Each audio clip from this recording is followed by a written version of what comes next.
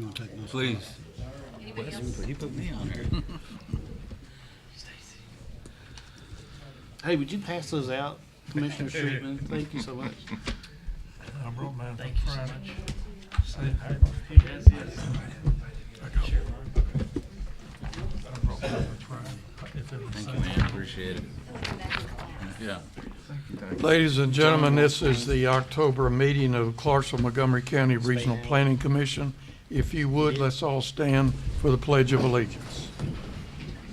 I pledge allegiance to the flag of the United States of America and to the republic for which it stands, one nation, under God, indivisible, with liberty and justice for all. Okay, thank you very much. Commissioners, you've had an opportunity to look at the minutes of the last meeting. Do we have any changes or additions that need to be made? If not, I'll, Move for approval, Mr. Chairman. okay, got a motion to approve. And a properly made second. All in favor, aye? Aye. All opposed, like sign. Okay, Mr. Tyndall. Thank you, Mr. Chairman. Good afternoon, citizens and commissioners. Before I go through the deferrals and withdrawals today, I want to let everyone know the Planning Commission is planning 2 upcoming meetings. One is not set yet, the other is. The first will be, which isn't set yet, will be about the LED signs that we proposed last month. We'll probably have that meeting a week or so after the election week. We have this other meeting. This will be our kickoff meeting to introduce the rewrite of the entire city and county zoning ordinances. And that will be November 21st at Civic Hall on Pageant Lane at 6 p.m. till 8 p.m. It'll be a drop-in event, so you don't exactly have to be there at 6 o'clock. We'll have different boards and different stations to discuss different topics, everything from parking, landscaping, uses, sizes, types of units, that kind of stuff. So I encourage those who are obviously involved in the development world and building world and engineering and architecture to be there, but it's also definitely open to the public because we also want to get your opinions on how Clarksville grows. This is our first big step since we completed the comprehensive plan to work on rewriting the zoning code so that it matches what we heard during the comprehensive plan outreach. Again, that's November 21st. It's a Thursday night, 6 p.m. at Civic Hall till 8 p.m. Deferrals this month, we do have a couple. It starts with the subdivisions. The first case, number 10 on page 4 of the agenda. It's V12-2024, application of Richard Tucker for a variance that has been withdrawn. The need for a variance is no longer needed with the revised plan. On the next page, page 5, under subdivisions, case 12 S72-2024, 3 Tux Property LP for a preliminary plat of a Longview Ridge Section 3 cluster is deferred 1 month. On your next page, under site reviews, case 16, SR 44, 2024, application of Kevin Strangeman and its Ultra Credit Union, that will be deferred. SR 37, I apologize, it's not marked on your agenda, but case 15, SR 37, Casey's General Store, will be deferred a month. And then case number 19, SR 59, 2024, Saul Martinez with Rinconchitos Mexican Grill. And then under other business, the appeal of the Common Design Review Board decision, DDR 14-2024, will also be deferred a month. Commissioners, I just need a motion on the deferrals. So moved. Second. Got a motion properly made second. All in favor, aye? Aye. All opposed, like sign. Okay, Mr. Spain Howard will get into the zoning cases. Before he gets up and gets into individual cases, we will have public hearings on each of these rezonings. We allow up to 3 speakers in favor, 3 speakers against, limited to 3 minutes each. And then the applicant has an opportunity to rebut if someone is against that particular case. Keep in mind that all we do is make recommendations. These recommendations go forward to the city council or the county commission, depending on where these properties are located. So keep that in mind. The dates for those meetings are on your agenda, so make sure before you get away, you get a copy of the agenda if you want to follow the case that you have interest in. Mr. Spainhower? Thank you, Mr. Chairman. Before we move forward, can I get a verification who had the second on the deferrals? Mr. Patterson, thank you. And one other thing, just for record keeping, it's not the public comment portion, but the informal for city council has been moved to tomorrow to avoid the Halloween holiday if anyone wishes to follow the informal for city zoning. For the first case for this month, we have Z34 2024. It's the application of Curtis Merrill of Merrill Home Improvement. Acreage to be rezoned is .59, and the present zoning is R1. You will recall this probably being on the agenda last month. We processed as an R2D application.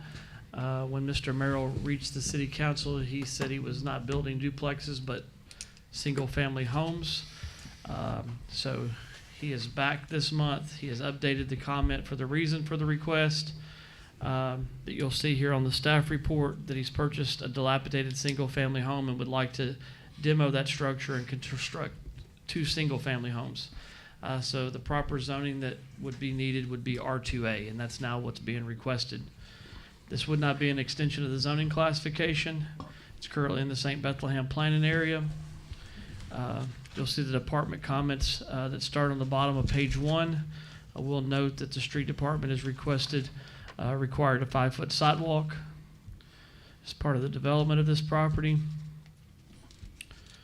Page 2 at the bottom, you'll see the historic estimates of 2 lots and the same for our historic number. Future land use opinion map indicates this would be a suburban neighborhood. Staff's recommendation is for approval. The request is consistent with the overall goals and objectives of the adopted Clarkson-Montgomery County Comprehensive Plan. The general land use goals recommend we promote increased residential density in close proximity to major roads, existing jobs, and commercial nodes.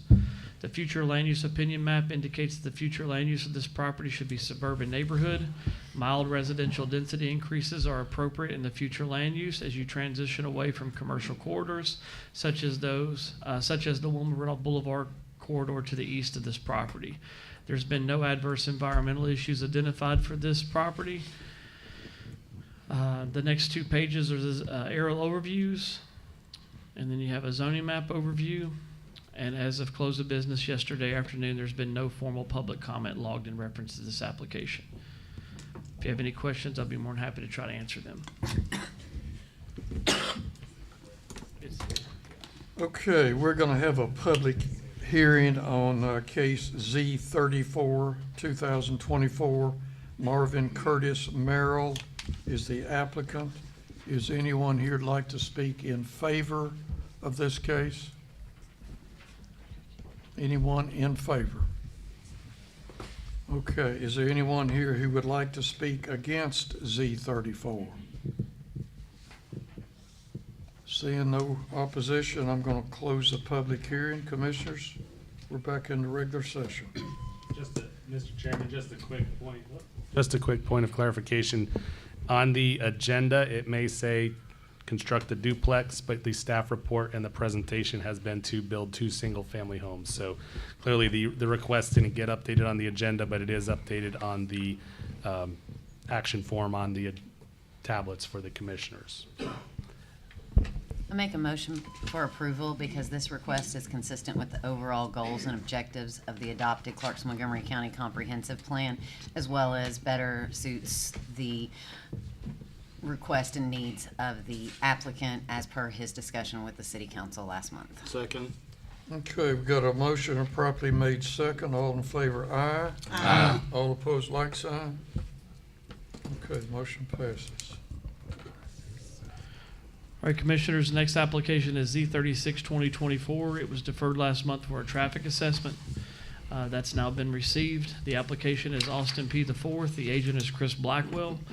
The area requested to rezone is 1.33 plus or minus acres, presently zoned R1 Single Family Residential District, proposed to go to C5 Highway and Arterial Commercial District.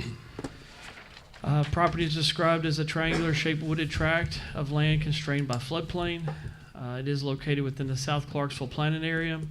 The applicant's statement for proposed use is speculative retail and office development. The department comments are provided there starting on the bottom of page 7 of this staff report. We'll note that the street department said property must follow access ordinance upon further review and development and review. A traffic assessment is required. The study has been reviewed and accepted by the Clarksville Street Department.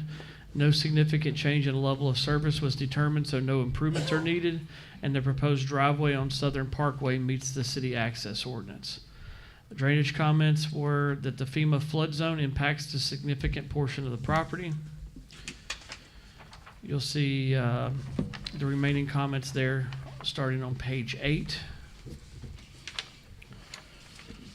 If you'll move to page 9, I'll denote it is in the South Clarksville planning area. The future land use opinion map indicates this is a suburban neighborhood.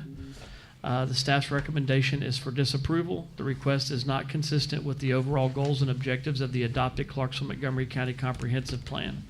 The adopted future land use opinion map indicates that this property should be part of a suburban neighborhood and has possible ecological environmental constraints. The C5 highway and commercial zoning request appears to be an intrusion to the residential character of the immediate area south and east of this request. Overall economic goals of the Clarksville-Montgomery County Comprehensive Plan states that overconcentration or oversaturation of commercial development should be avoided. There is currently available lease space and vacant commercial zoning in close proximity that are also in more appropriate locations for commercial development. Environmental constraints exist on the property as referenced by the future land use opinion map and confirmed by the Clarksville Street Department drainage comments that a FEMA flood zone impacts a significant portion of this property. Page 10 and 11 are the aerial overviews of the request. Page 11 is a zoning map overview of the request. And the zoning flood zone map is also shown there on page, I believe, 13. And you do have public comments that follow there 14 through, I believe, 16. We have received phone calls in opposition to this, several of which did not choose to leave a formal comment. Others did follow up with emails or in writing, and some also stated they would be in attendance of the meeting. So if you have any questions for myself or the rest of the staff, I'll be more than happy to try to answer them.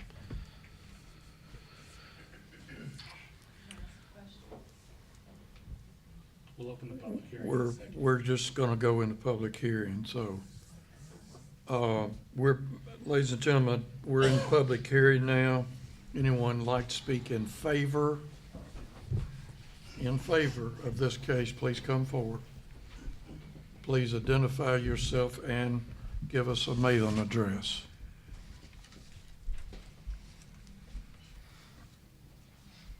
Yes, my name is Ross Wallace. I live at 724 Salem Ridge Road. I'd like to thank you, ladies and gentlemen, for your time today. We're looking to that corner lot there with the traffic light. It's on the 5-lane arterial highway. It's, we're due to the setbacks and the floodplain, we're looking to put, 5,000 to 6,000 square foot of commercial lease space in there. And after the traffic study, has been looked at, it shows that there's no impact in that area there. So if there's anything that, any questions I might be able to ask or answer, or y'all ask or answer, I'll be willing to.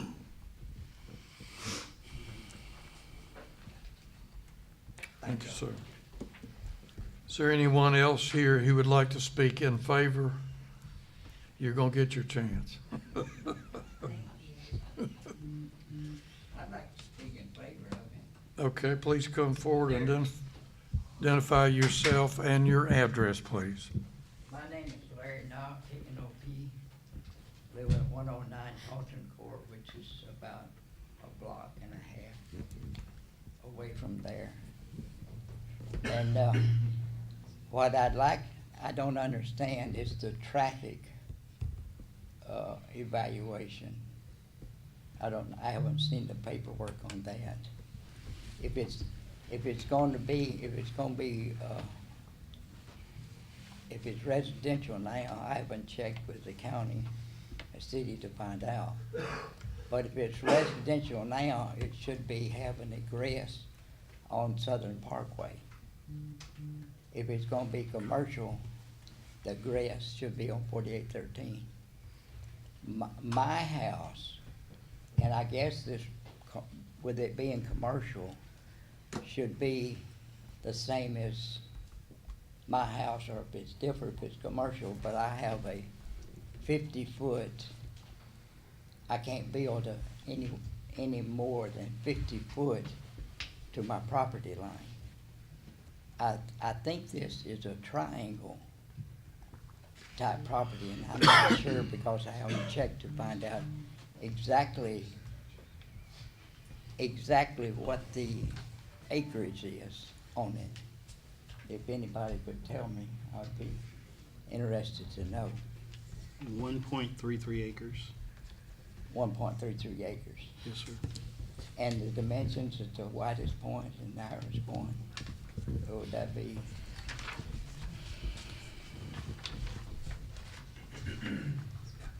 But I would be for it with stipulations of the type of building that's gonna be there.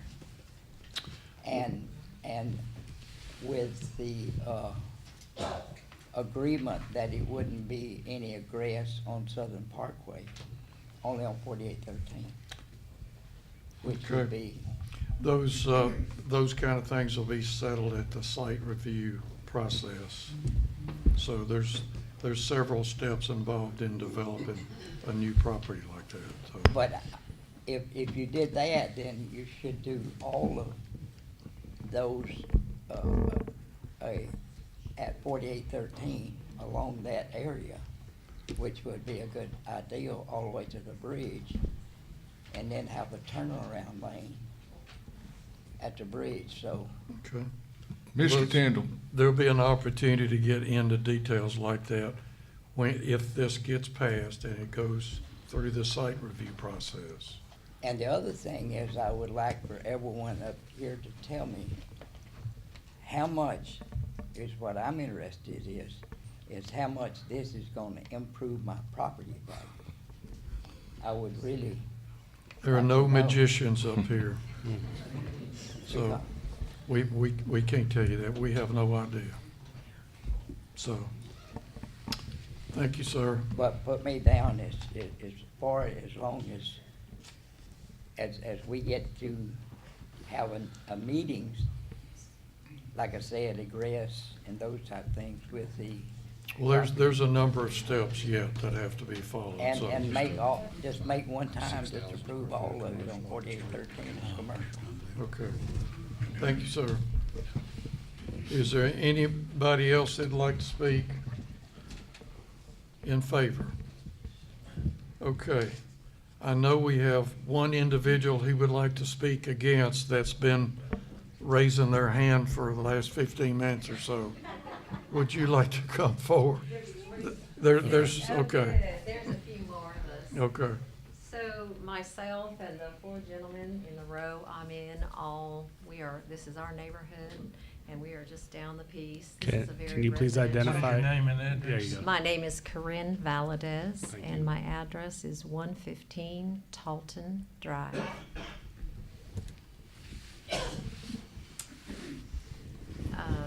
So, we are a residential neighborhood, and already Southern Parkway becomes a thoroughfare when there is a block of traffic from Hawkins to our egress on Southern Parkway. People just cut on through and barrel through that residential neighborhood already at lightning speed.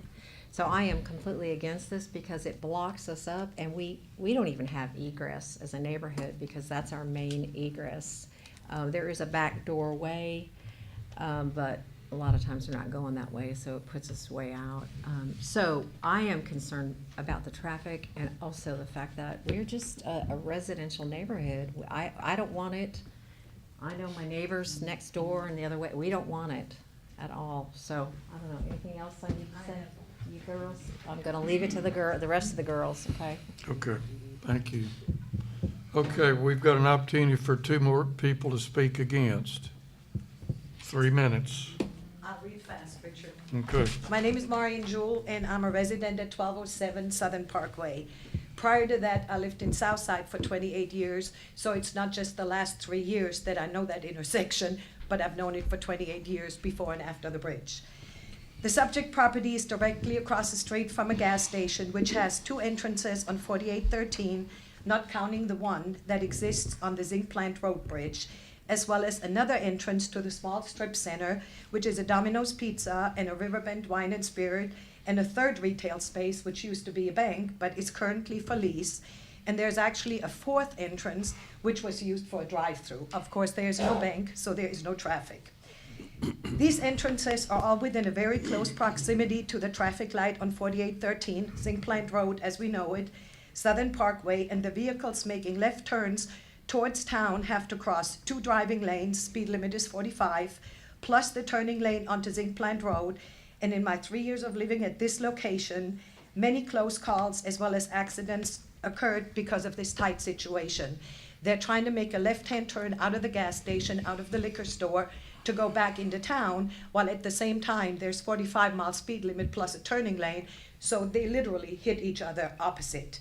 The drivers exiting the gas station could easily use the entrance on Zinc Plant Road and subsequently utilize the traffic light to make that left turn, and this would most definitely reduce many of those close calls, but everyone seems to be in a hurry. Allowing for retail office development right across the street from this, with most likely 2 more entrances on 4813, will result in exactly the same situation when drivers will be trying to turn left away from town, having to cross 2 driving lanes plus the turning lane, which can lead to head-on collisions on that lane. Also, with its close proximity to the traffic light, would the drivers coming from town wanting to turn into the development have to share that turning lane? Because that's the only way to go, the opposite turning lane. I can only imagine what will happen when drivers from the gas station or strip center are making a left turn and going towards town, while somebody leaving this development is making a left turn going away from town. If the entrance exit to this planned development would only allow for right-hand turns and forcing the drivers to use the traffic light, I would not be opposed to this, but if all of the entrances will be on 4813, I see a major traffic hazard and dangerous situations waiting to happen. And to repeat what the lady before me said, we had a real bad accident a couple of weeks ago. It took me from Southern Parkway to Ashland City Road via Hawkins Road, an hour and 45 minutes. Because everybody coming from across the river, whether they come River Road, 4813, have no choice but to use that road. And the traffic, since the bridge is open and the growth across the river has expanded significantly, is already dangerous. And I really don't think we need something added to that to make it even more dangerous. Thank you for listening to me. Thank you, ma'am. We've got 1 more opportunity to speak. Yes, ma'am. Your name and address, please. My name is Dee Randolph. I'm at 101 Bullock Drive. One of my driveways is right on Southern Parkway. I'm just a block up from my neighbor. And as I come out, it's gotten very dangerous with the amount of traffic that goes through our neighborhood now. Like my other neighbor, I've stopped making a left into the neighborhood at the stoplight because it's so dangerous anymore. I can't even get into my neighborhood anymore that way. It'd be a lot more convenient, but the traffic is just so heavy anymore. And we've been in our house for 48 years. I can't say that all the growth has been positive, but I understand people want to make money. I don't think that the people that have this lot, it's an estate, if I understand that correctly. Mm-hmm. So they don't really have any skin in the game at this time other than to make a profit off of selling this property. I would hope that you'd consider that this just makes it more dangerous for me and my neighbors, and we'd like to see it stay residential. Thank you, ma'am. Thank you. Okay, commissioners, well, yeah, that's correct. Yeah, there's an opportunity for rebuttal. Thank you, Jeff.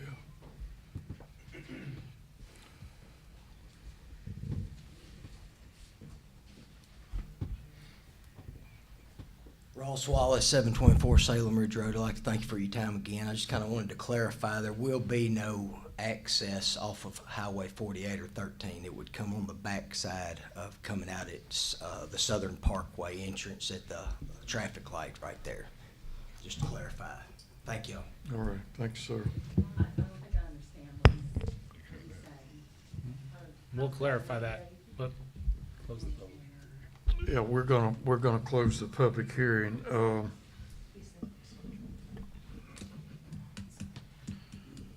Bill's chomping on a question. She said she didn't understand what he said. Yeah, I understood. He said he wasn't gonna have any openings on 4813. That's what Mr. Wallace just said. So it No. will be into the residential area that the grass would be. We can't have the back. We don't know what's gonna happen in the review process. As I told you earlier, there's a number of steps that have to happen after this, and we don't know at this point what kind of a site plan is gonna come forward, what kind of businesses are gonna be there, and what kind of ingress and egress is gonna be there. That's all down the pike a ways. All we're looking at today is rezoning, and that's it. So, commissioners, you've heard everything that's been said. You've heard the staff recommendation. Looking for a motion. I want to clarify, just make sure that the audience understands though, from his sayings, whether we see the site plan or not, there will, whatever access will be on Southern Parkway is what. Per the traffic study and Clarksville Street Department's access ordinance, at this time, this parcel of land can only access Southern Parkway. They may be able to ask for a access appeals and access both or just 4813. But as it stands right now, if you were to develop this without any additional appeals, it would only get access off Southern Parkway regardless of what was built there. Make a motion for disapproval. The request is not consistent with the overall goals and objectives of adopted Clarksville Montgomery County Comprehensive Plan. Second. Okay, we got a motion and a second to,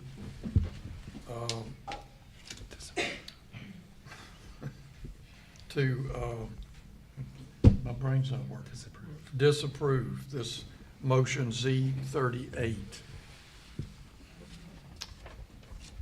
Did I hear second? Yes. Yeah, we did. Okay, so we got a motion and a properly made second. All in favor of this recommendation for a no? Mr. Chairman, it was pointed out, I think you misspoke and said Z38. This is actually Z36. So just That's for what I the, get for taking my glasses. for the audio record, I wanted to clarify that. Let me put these things back on. Okay, we got a motion and a second. And the motion is to vote against the request for a change here. You calling for a vote? All those in favor? Aye. Aye. I'm sorry. See, I got lost again. All right, we got a motion and a second. All in favor of that motion, please say aye. Aye. All opposed? No. I'm a nay too. We do hands. 5 to 2. 5 to 2. 1, 2, 3. Okay, the case Z36 failed 5 to 2. Bear with me. We're keeping minutes at the same time. So. Yeah.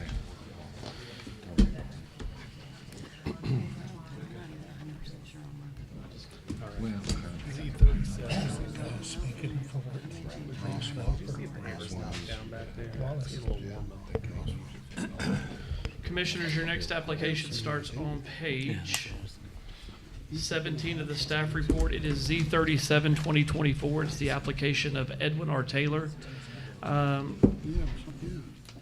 Request to rezone just right a half an acre from currently zoned M1 light industrial to proposed C2 general commercial district. It's located on the north frontage of Ashland City Road. It's an existing strip center. The applicant's statement for this rezoning is the building is more aligned with commercial use. You'll see the department comments for this application. There really are none of any concern listed there with this zone change. I will point out it is in the Hilldale planning area, and the future land use map indicates this area would be a commercial industrial hybrid. The staff's recommendation is for approval. The request is consistent with the overall goals and objectives of the adopted Clarksville-Montgomery County Comprehensive Plan. The adopted future land use opinion map indicates that this property is a commercial industrial hybrid designation. The current city zoning ordinance does not align with this hybrid designation, so the existing commercial structure use is more aligned with the C2 general commercial district than the existing M1 light industrial district. No environmental issues have been identified as part of this request. You'll see 2 aerial photos of the zoning request and then a zoning map overview of this request. And there's been no public comments received in reference to this application. If you'll please let me know if you have any questions. I'll try my best to answer them. Okay, we're gonna have a public hearing for Z37. The applicant is Edwin R. Taylor. Does anyone here like to speak on behalf of that application? Yes, I'm Edwin Taylor, the owner of the building. We're just trying to get it rezoned, just more, we've had some interest in renting some of the units out there, and the M1 just doesn't allow it. If anybody's got any questions or anything they'd like to ask me, I'd be glad to help them. Thanks, sir. Anyone else that'd like to speak in favor of this rezoning request? All right, anyone who would like to speak against this rezoning request? Case Z37. Okay, public hearing is closed. Commissioners? Move for approval, Mr. Chairman, based on the consistent with the overall goal and objective of the Clarksville-Montgomery County Planning Commission. Second. Got a motion and a property made second. All in favor, aye. Aye. All opposed, like sign. Nay.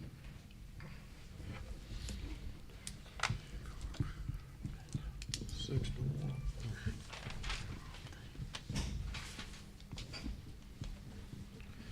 All right, Commissioners, your next application is Z38 2024. I will start this presentation by letting you know that we have had communications and an email received from Mr. Baggett that he has requested to defer this application 1 month. That came after the mandatory notice requirement for an automatic deferral, so we will need to take public comments for this application. The application is for Samuel R. Baggett, requesting 0.475 plus or minus acres to go from R3 3-family residential to C2 general commercial district.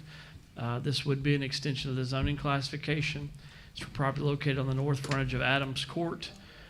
Description of the property is a single-family home lot on the northern side of the cul-de-sac, heavily wooded lot to the rear and west. It is in the downtown urban core planning area. The applicant's statement was to extend the C2 zone to the east. The rezone would allow for multifamily units to complement the commercial units on the owner's adjoining property, as well as provide a residential transition between the single family and commercial. And as my understanding, their proposed idea may actually be the reason they need to defer. They may be changing the outlook of this property, their outlook of the property. There's no department comments of any concern received in reference to this application. As again, it is in the downtown urban core. Our staff's recommendation is for approval with the reasons that are listed there on the staff report on page 25, but we are agreeable to the applicant's request to defer 1 month. If you have any questions, I'll be more than happy to answer them. I believe Mr. Baggett's supposed to be here today to speak. Okay, we're going to go into a public hearing. There will be no vote today. This request has been for deferral Mr. Baggett, would you like to speak?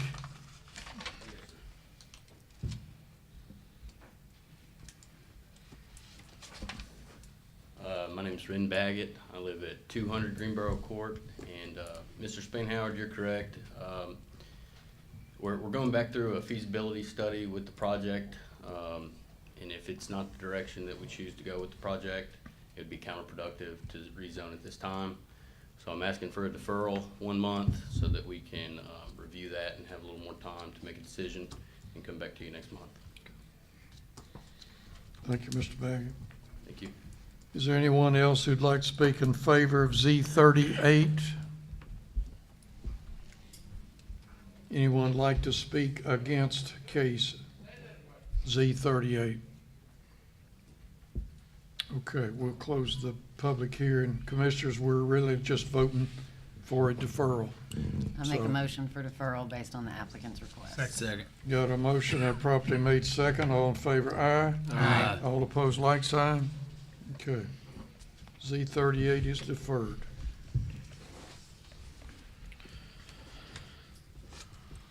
All right, Commissioners, Z39 2024 is the application of Byard and Mabry Holdings LLC. The agent is Lawson Mabry and Chad Byard. Total acreage to be rezoned as part of this request is at 4.6 plus or minus, presently zoned agricultural, R1 single-family residential and R2 single-family residential. Proposed to go to R5 residential district and R6 single-family residential district. These would be an extension of the zoning classifications. Property is a portion of the tract fronting on the north frontage of Ringgold Road, approximately 300 feet to the east of the Ringgold Road and Brentwood Circle intersection. Property is described as rolling hills, currently being row cropped with tree lines bounded by on the north by Ringgold Creek. This is in the Lafayette and Peters Mill planning area.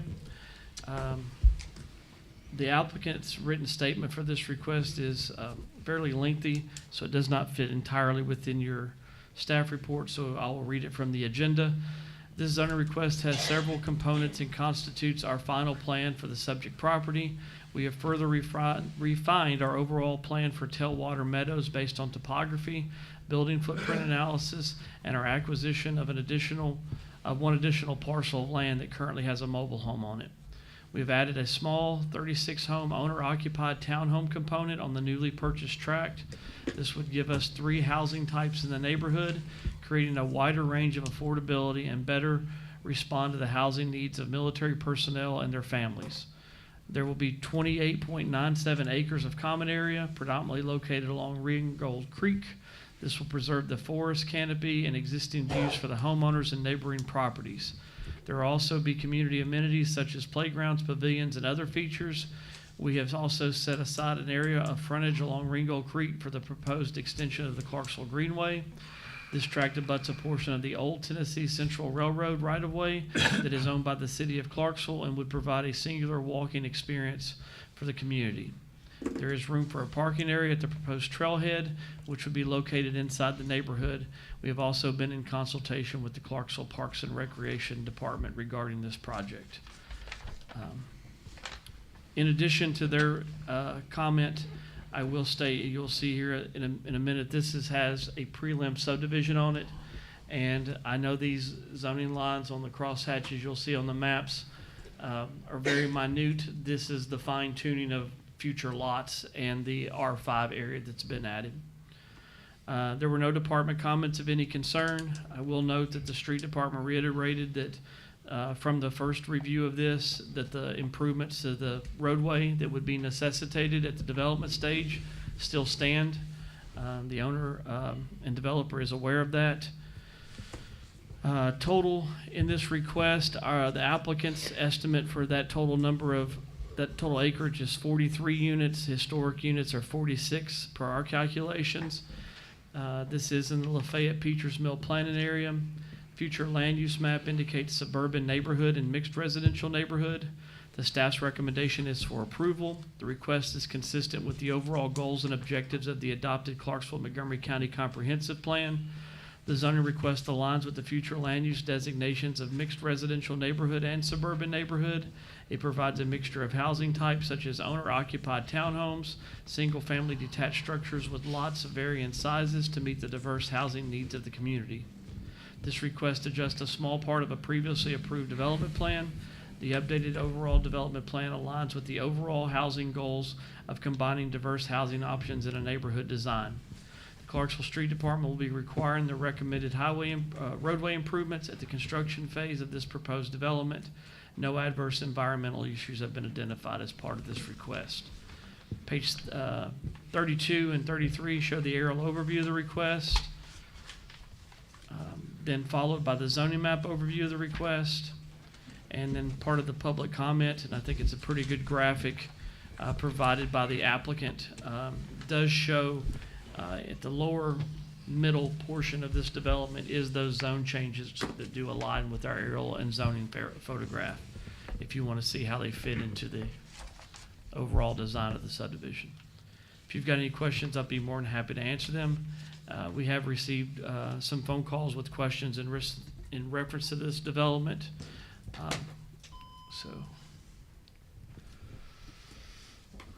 Okay, we're gonna go back in to public hearing, this being for case Z39, Byard and Mabry Holdings, as the applicant, and I saw Mr. Mabry walking in, so I'm assuming he's a talker, so. 3 minutes, Lawson, 3 minutes. You got 3 minutes. I won't take that much. I'm Lawson Mabry, 115 West Glenwood.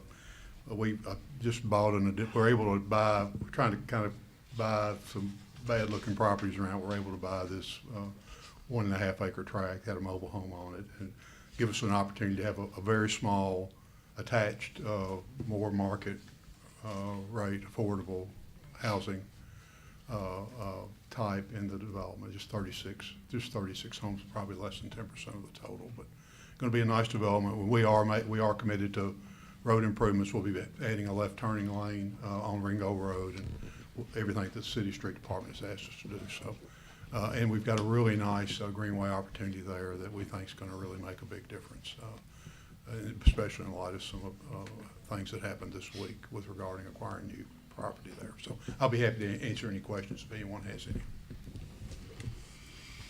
Thank you, Mr. Mabry. Thanks. Is there anyone else here who'd like to speak in favor of Z39? Anyone who would like to speak against Z39?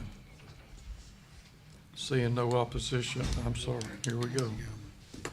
Yes, sir, your name and address, please, sir. My name is Michael McLaughlin. I live at 563 Brentwood Circle, which is at the corner of Brentwood and Ringgold, catty corner from the entrance to the mobile home that you're discussing. There's another record later on for our property behind our house, but this goes to speak to the continued development of Ringgold Road, and I understand left turn lane on Ringgold Road is great, but the overall traffic as it cut through between Fort Campbell Boulevard and 101st Parkway, Ringgold Road is becoming overdeveloped. You're putting hundreds of more houses, which is causing more traffic for the people that live there, in addition to the people that want to cut through, use it as a cut through. The greenway, I'm opposed to that also because part of the proposed greenway goes through my backyard basically. And I appreciate the improvements to the area, but the wooded area really cannot be seen from Ringgold Road anyway because of the hill. So the improvements I appreciate leaving the forest canopy. That's also another concern of mine and my wife's in regards to the wildlife in the area that is pretty much gone from that used to be farm. But I know that a lot of this has already been approved as an extension for what's there, but I just want to continue to speak as I've come for the other developments that have been there at that location. Ringgold Road is becoming overcrowded. It really, really is, and it's becoming dangerous. It's a 30-mile-per-hour speed limit. People speed. It's very horrible. And if you haven't been there, you should go look and drive because I see it every day. So thank you. Thank you, sir. Anyone else who'd like to speak against? Okay, Mr. Mayberry, okay, yes, ma'am, I'm his wife, same address. yes, ma'am. I would invite any of you, Could you give your name, though? excuse me, Your name? Amber Blazeney, Long Island, to sit on my veranda and watch what is going on. It is horrible. We've asked police at various different accidents on our road, why is there not more of a presence? They tell us they do not have the manpower. Clarksville is being overdeveloped, period. There is not the infrastructure, there is not the emergency response, and you're putting people's lives in danger by the continued development where there shouldn't be. It wasn't meant to be. This is supposed to be our dream homes. Everyone who comes here to speak out, these are our dream homes, these are our lives. And we don't see the regard, we don't see the courtesy. We feel like everything is being rubber stamped, and no matter what we say or what we do, we can't fight City Hall. And at some point, there's gonna be nothing left. And as I said, any one of you can come and sit and watch what goes on Ringgold Road on a daily day. Yeah, I'm happy to have you. I'll bring you coffee. Come and sit and look before you vote. Thank you. Thank you, ma'am. Okay, we've still got one opportunity to speak against. Is there anyone here who would like to speak against Z39? Okay, Mr. Mabry, you've got an opportunity for a rebuttal. Yeah, I'd just like to remind the planning commission, this zoning request is just for a small tract, and the majority of our preliminary plat is already approved from before, so this is just a small increase in the number of lots. Thank you. Thanks, sir. Okay, public hearing is completed, commissioners.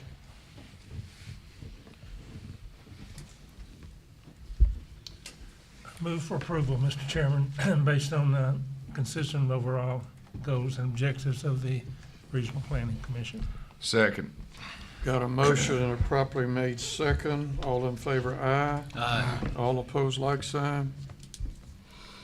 Okay, motion passes.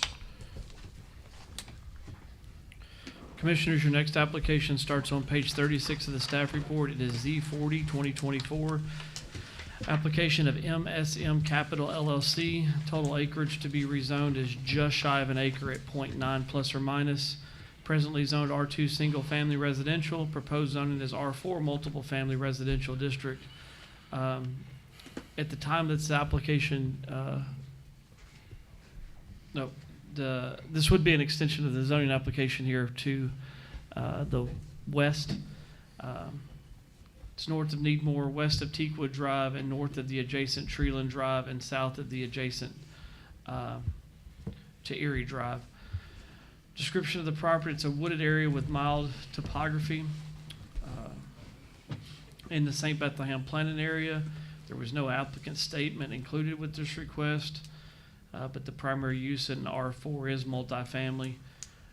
Street department indicated drainage comments that there's a possible blue line stream on the property, but it's outside the limits of rezoning. However, stream buffers may impact the site.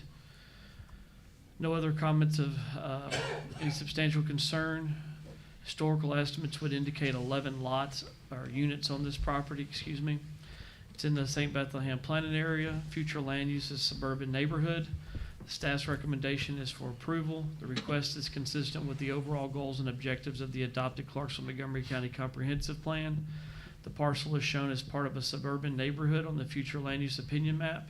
And while the predominant use is moderate density single-family residential and the future land use designation, this request is adjacent to a recently approved multifamily residential development and maintains a natural buffer of a blue line stream to the east between the area of the request and the adjacent residential subdivision. A blue line stream is on the property, but outside the area of request, and that the stream buffers may impact the site at the development stage from an environmental standpoint. You have an aerial photograph showing the request. I will note that this is part of a larger piece of property, so that zone line is actually not the parcel line. The wooded area around it on that aerial photograph is the larger piece, and just the area of the request is being included.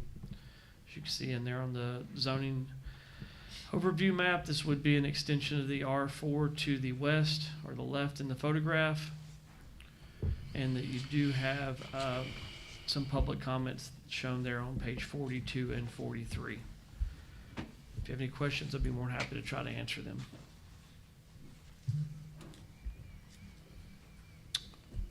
Okay, we're gonna go into public hearing again, this one being for case Z40. The applicant is MSM Capital LLC. Anyone here would like to speak in favor of this request?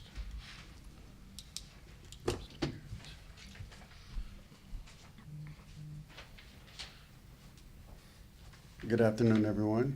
Richard Garrett, 1488 Collinsview Way. Just here to ask for your support in being able to rezone this parcel so we can develop it into some additional affordable housing units. I'm here for any questions that y'all may have. You any kin to Pope Garrett? What's that? Were you any kin to Pope Garrett? Not by blood, but they've kind of adopted me and grafted me into it. Thank Good man. Mr. Garrett, can you confirm for the planning commission that this will be added to your previously approved site plan from last month that accesses Trenton Road to the west? It will be. Okay. We thought so. Thank you. Thank you, Mr. Garrett.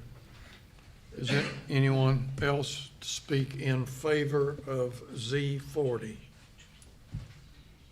Okay, anyone that would like to speak against Z40?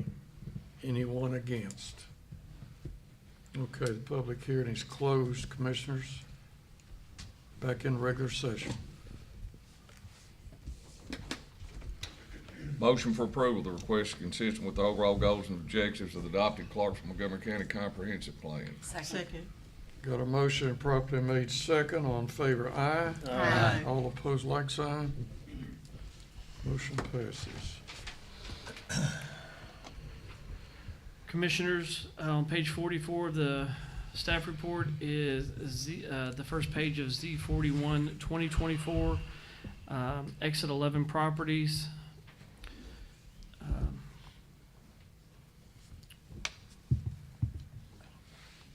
Total acreage of this request to be rezoned is just shy of 20 acres at 19.89. The agent for this request is Mr. Larry Riccone. The present zoning is C4 Highway Interchange District, and the proposed zoning is C5 Highway and Arterial Commercial District. This would not be an extension of the zoning classification. It's a tract of land fronted on the southwest frontage of Hornbuckle Road, approximately 750 feet northwest of the Highway 76 and Hornbuckle Road intersection. It is in the Sango planning area. The applicant's statement for this request is the subject property is currently under a purchase and sales agreement. The intended use for this buyer is, a John Deere dealership. My understanding that's a heavy equipment John Deere dealership, not like your riding lawnmower. The dealership will not be open on weekends and has a proposed operating time ending at 5 p.m. on weekdays. There is an estimated 35 people that is employed at this location, and the budget for the project is estimated to be at $45 million. The proposed use should have little impact on the adjacent tracks. You follow that portion there with the department comments that were received in this application. The street department has indicated that improvements to Hornbuckle may be required at the further development of this property, including the intersection at Highway 76. We also received a comment from TVA. TVA's transmission line easement on this is located on this property, as well as their power lines. That easement is 175 feet wide. That's 87.5 feet either side of center line, which is not presently shown on the zoning plat we reviewed. And for the record, we don't show easements and such on there, but you can see the faint TVA transmission lines there in the aerial photograph. No structures may be built anywhere within this easement. Any crossings, uses of the easement such as roads, parking lots, utilities, etc., need to be submitted for review through TVA's right-of-way use request RUR application. Page 46, will point out that this is in the Sango planning area. The future land use map indicates this should be regional commercial. Staff's recommendation is for disapproval. This request is not consistent with the overall goals and objectives of the adopted Clarksville-Montgomery County Comprehensive Plan. The current zoning classification of this property remains C4 Highway Interchange Zoning District. The availability of C4 Highway Interchange Zoning District is limited to the areas of the interstate exits. It's not encouraged to reduce the stock of C4 zoning for the immediate and future needs of C4 uses for this interchange. No adverse environmental issues have been identified as part of this request. The next 2 pages are the aerial photographs that I referenced just a moment ago. The zoomed in area has the better view of the TVA power lines. You have a zoning map overview there, and you do have a adjoining property owner in favor of this request, and their letter has been provided as part of the public record. If you have any questions, I'd be more than happy to try to answer them. I know one of the reasons that was listed for disapproval is the need to retain as much C4 as possible, but I know we've discussed this before, but can anything that goes in C4 also go in C5? With the exception of, I know you mentioned in the informal session that the height restrictions that are involved, so you couldn't go over 2 stories, so you wouldn't be able to have anything more than 2 stories for hotels. I think the hotels out that way are 2 stories anyway, but I mean, is typically anything that can go in C4 also go into C5? There's some very similar uses. There are some expanded uses, one of which they're asking for is like automobile sales and heavy equipment sales. Oh, no, But yes, I understand that, but the 2 I was uses align just very in close. regard to the availability of C4 Highway Interchange Zoning District being limited, so, okay. Thank you, that was just, You're correct. thank you. Okay, we're gonna go into public hearing for Z41, exit 11 properties. I got a feeling that Mr. Riccone is speaking, so. Yes, sir. Larry Riccone, 308 South 2nd Street. I'm here for the exit 11. So exit 11 properties is Mr. Duncan, Mr. Deloach, the Morgan brothers. We can go through all of them. Y'all probably know the Morgan brothers, and Miss Manning. And it's important that we know not who they are, not for what we're asking for, because I have been in y'all's shoes. And nothing presents more peril than a zone to C5. I know it, I get it. And so people sit up here with a contract and say, we're gonna sell it for C5, but I can't tell you who's gonna buy it, can't tell you what they're gonna do with it, and it's all hush hush, secret, secret. The proposed buyer's here, he's gonna speak and tell you about his company. People who are asking to sell it, live in Clarksville, work in Clarksville, make their living in Clarksville. I think the Morgans have moved more dirt than second to Jesus in Clarksville. They're here, they're local, we only want what's best for the area and the surrounding communities.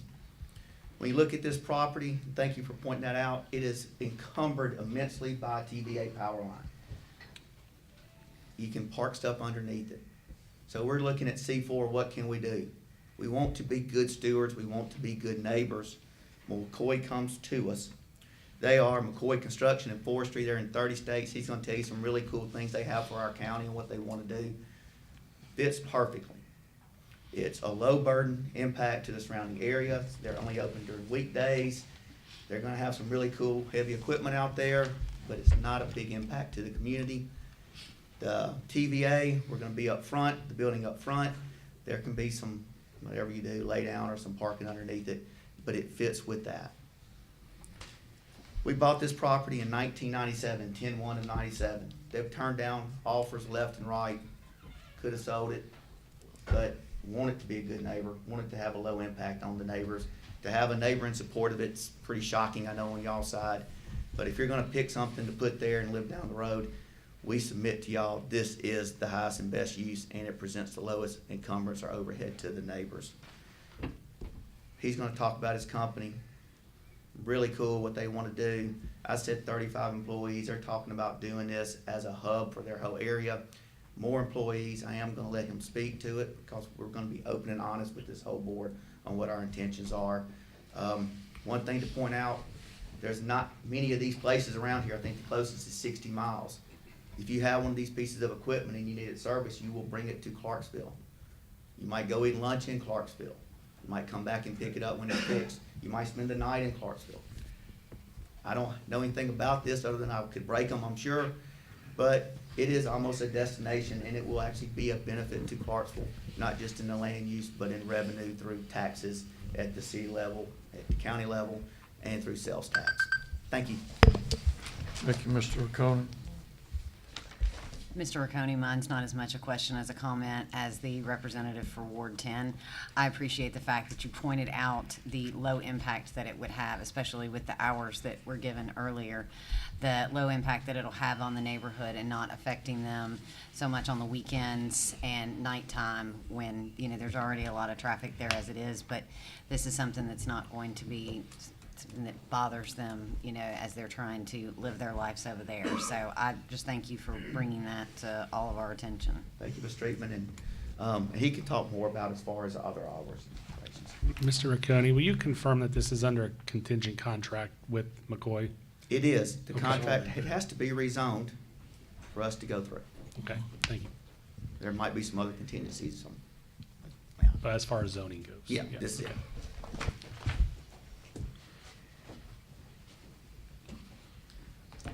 Good afternoon. My name is Brad McCoy. Address is 1525 JP Hennessy Drive in Laverne.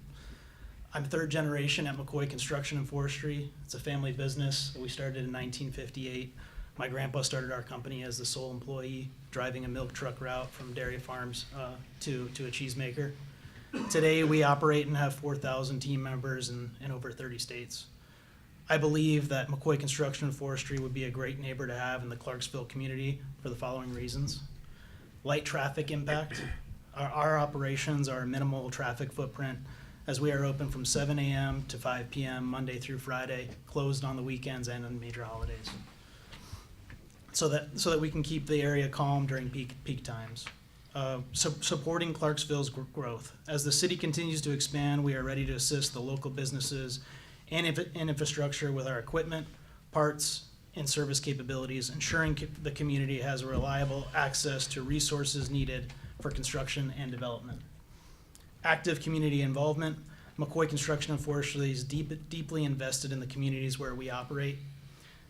Here are a few examples of the support we had for local events and charities here recently. Dozer Days, which is we were the headline sponsor here in the Nashville area, where we bring in construction equipment for kids, and they get to touch and feel and even ride in some of the equipment. My son was a big fan of that. I just last week recently worked with an organization called Renewal House.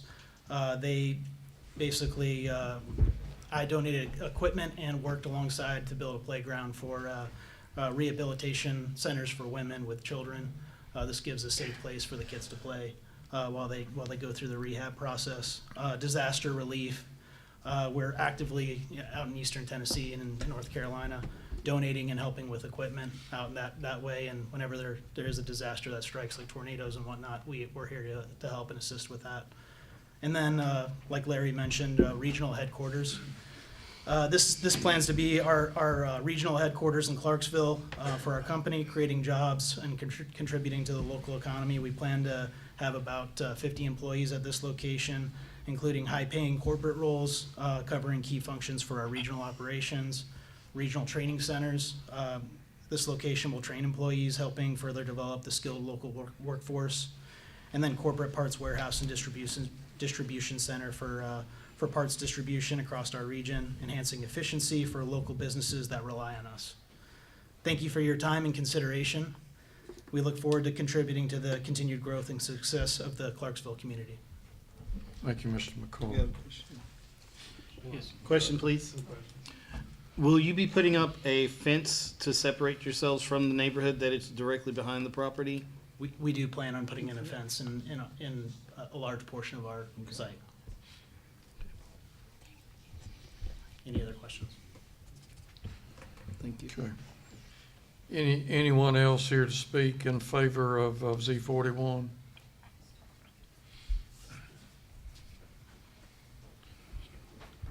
Thank you for the opportunity to speak, ladies and gentlemen. I'm Cecil Morgan. I reside in Alpharetta, Georgia. My business is on Craft Street, family business since 1948. I just want to say that we are proud John Deere heavy equipment owners. We own some other brands too, but we're quite happy with what Mr. McCoy plans to do with this property. And I'm available if you have any questions. Any questions for Mr. Morgan? Is it true that you went to Georgia because of your grandchildren? It is. It's absolutely true. So we'll verify that. Thank you.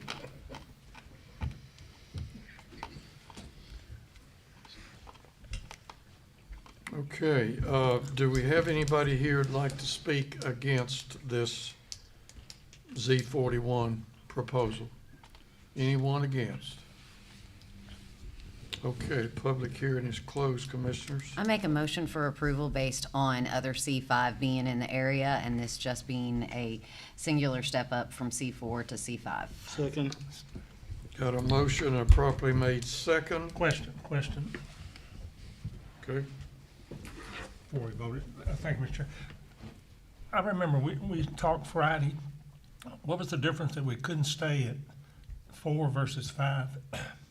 That we couldn't do exactly the same thing. There's just subtle uses difference in between those two uses, one of which is the heavy equipment sales, automobile sales, and things of that nature. A lot of the uses that differ between the C4 and C5 are more local type of establishments, like things that you would, like an insurance agency office can go in C5. That wouldn't be something you would normally have in C4. Think of the type of uses that if you're traveling along the interstate and you get off at an exit that you need readily available, like automobile repair and those type of things. But you wouldn't need a dog grooming business. That can go in C5, but that's not like a use that's normally associated with C4. So subtle changes in uses. There's some height differences and things of that nature. Not a drastic difference currently under the zoning regulations. That could potentially change with the upcoming zoning rewrite. So where we do have drastic differences in other zoning classifications, there are a lot of similarities between C4 and C5. Thank you. Hopefully that answers your question. Thank you, Mr. Chairman. Just for one more question, so what we're saying at C4, we can still put plenty there versus something that is relatively, if you're gonna have a business there, because a business can still go there, having it Monday through Friday versus 7 days, any kind of hours. These are gonna be my words. Yes. You could get a different answer between a different planner. Mm-hmm. Think of it from this standpoint. You try to reserve uses in areas that are best serve the immediate use. Yes, C4 is gonna focus on those specific uses that address people that are getting off the interstate. Yes, sir. Are those uses bad? No. Right.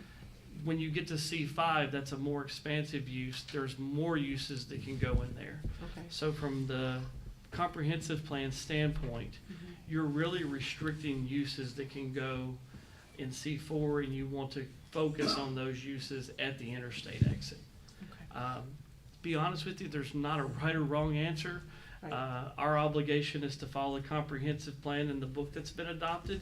This is one of those areas that you're fringing right on 49, 51%, a huge difference. So Okay. the staff views the book as it's written in black and white, and then you get the opportunity to conduct public hearings and take the input and view the specific comments that are in front of you. So Thank you. hopefully that helps. Call for the questions, Mr. Chairman. Okay, we got a motion and a properly made second. All in favor, aye. Aye. All opposed, like sign. Note I abstain.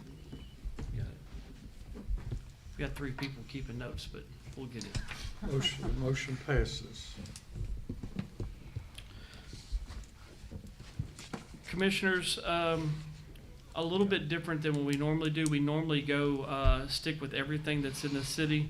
The agenda is in order to go ahead and hear the county zoning case, and it's actually at the end of your staff report. This is something that we actually may keep in the future, if that doesn't give anybody any heartburn. So without objection, I will go to CZ 7, 2024, if that's okay. Everybody good? Fire away. Okay. Application of Catherine Sharp and David Sharp. I will let you know that I got communication, I believe it was late Friday evening after the Planning Commission had closed. That was beyond the deadline for an automatic deferral. Ms. Sharp, I believe, is going to be here to speak to the request to the deferral.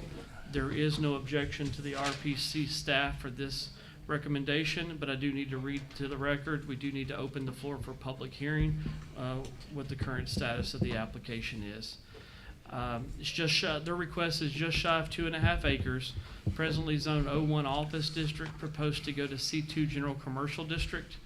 It's for a parcel of land fronting on the west frontage of McAdoo Creek Road, approximately 675 feet north of the McAdoo Creek Road and Poplar Hill intersection. It's currently I believe a salon facility on site.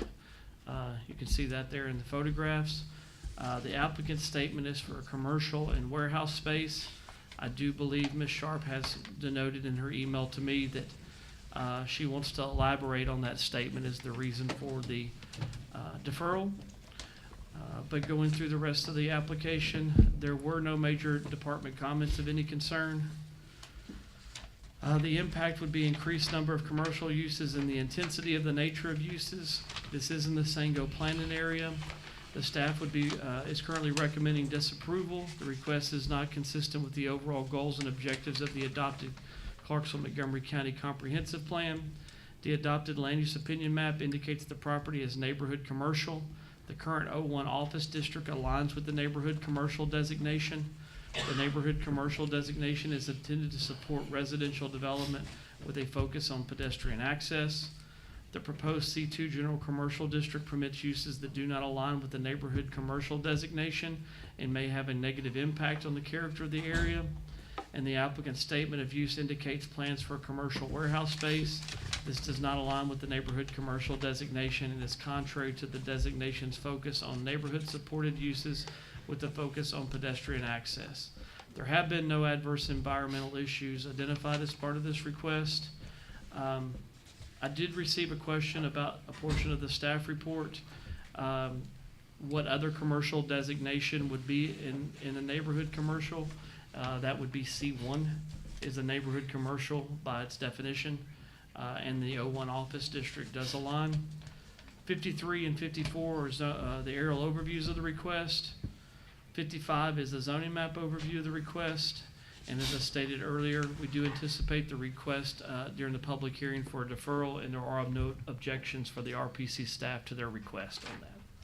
If you have any questions, I'd be more than happy to answer them. Okay, with the understanding that this particular case, CZ 7, will be deferred for 30 days, we're required to have a public hearing. Anyone here who would like to speak in favor of CZ 7? Catherine Sharp and David Sharp.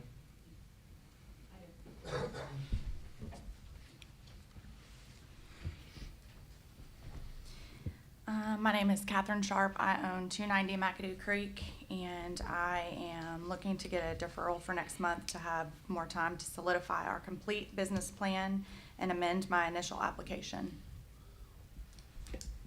Thank you. Thank you, ma'am. Anyone else who would like to speak? CZ 7, 2024. Okay, anyone who'd like to speak against this zoning application? Anyone against? Public hearing is closed.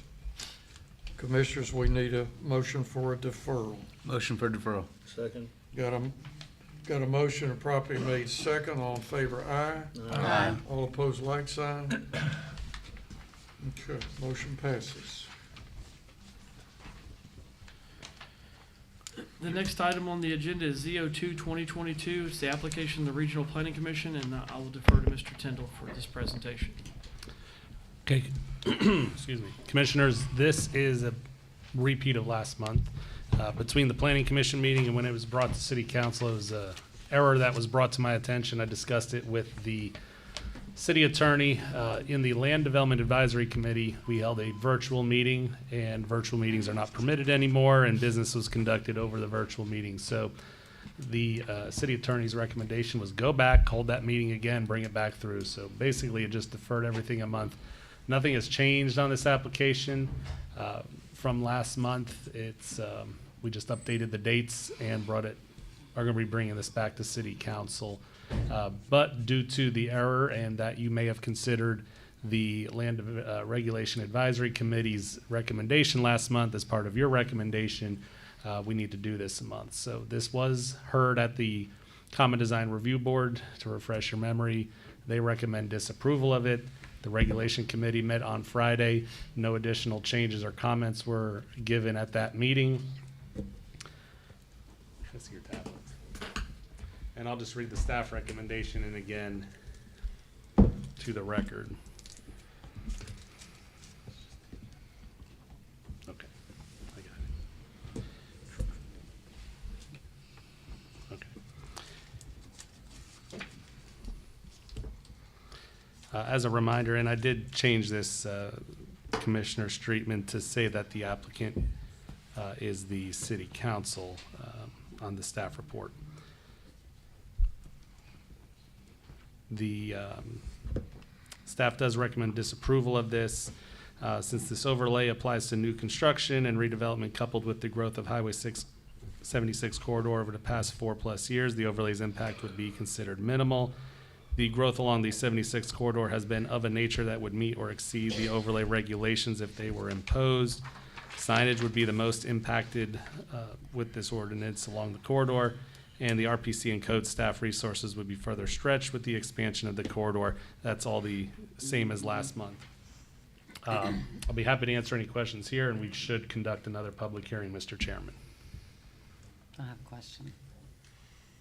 I was looking for the answer to my question last month regarding how much time the Regional Planning Commission spends currently on the Madison Street overlay. We have one dedicated employee that handles any Madison Street or historic or downtown, kind of lumped all together.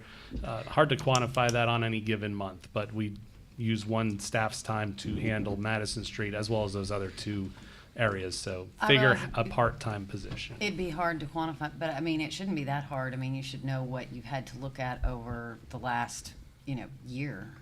So, I mean, like I said, that was a question I asked a month ago. I believe we got 50 applications last year on the Madison Street corridor, so one a week. You had 50, so there was still a lot of development that went on then, a lot of applications, even though as we said last month, Madison Street is exceptionally developed already. Yes. Okay, and then you had also stated, because I'd asked the question in regard to the city code staff resources being stretched, that you had an email from them and you were going to make sure the council received it. Do we have that yet? I don't have an email. I had a discussion with Mr. Crosby, but he did not put that into a written form. But we Okay. did, when we sat and crafted this, because we sat 3 different times over the previous months as we were making this, the comment was made, but I've not added that comment, and I don't have that email for you.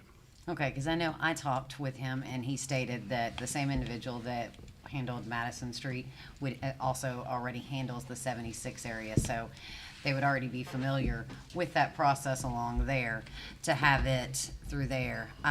Also, hang on, I had another question.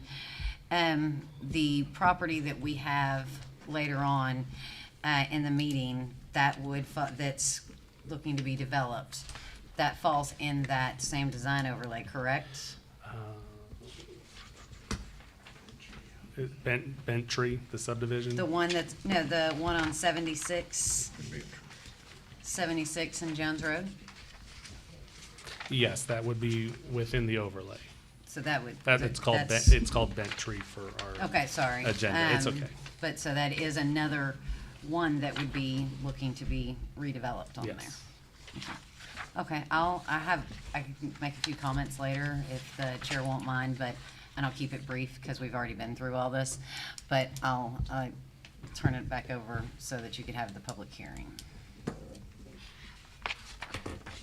Okay, we like public hearings so much, we're gonna do another one. This is another public hearing on ZO2 2020. Anyone here who would like to speak about that? Mr. Summers, can't imagine. It was so much fun last month, we're doing it again. My name's Bill Summers. I live at 410 Savannah, just off the Highway 76 corridor right there. I want to hit a couple of things. Like I say, there was a question raised here by the committee, and there's also been a local businessman that's raised it, that do overlays affect new incoming business? Does it make them hesitate?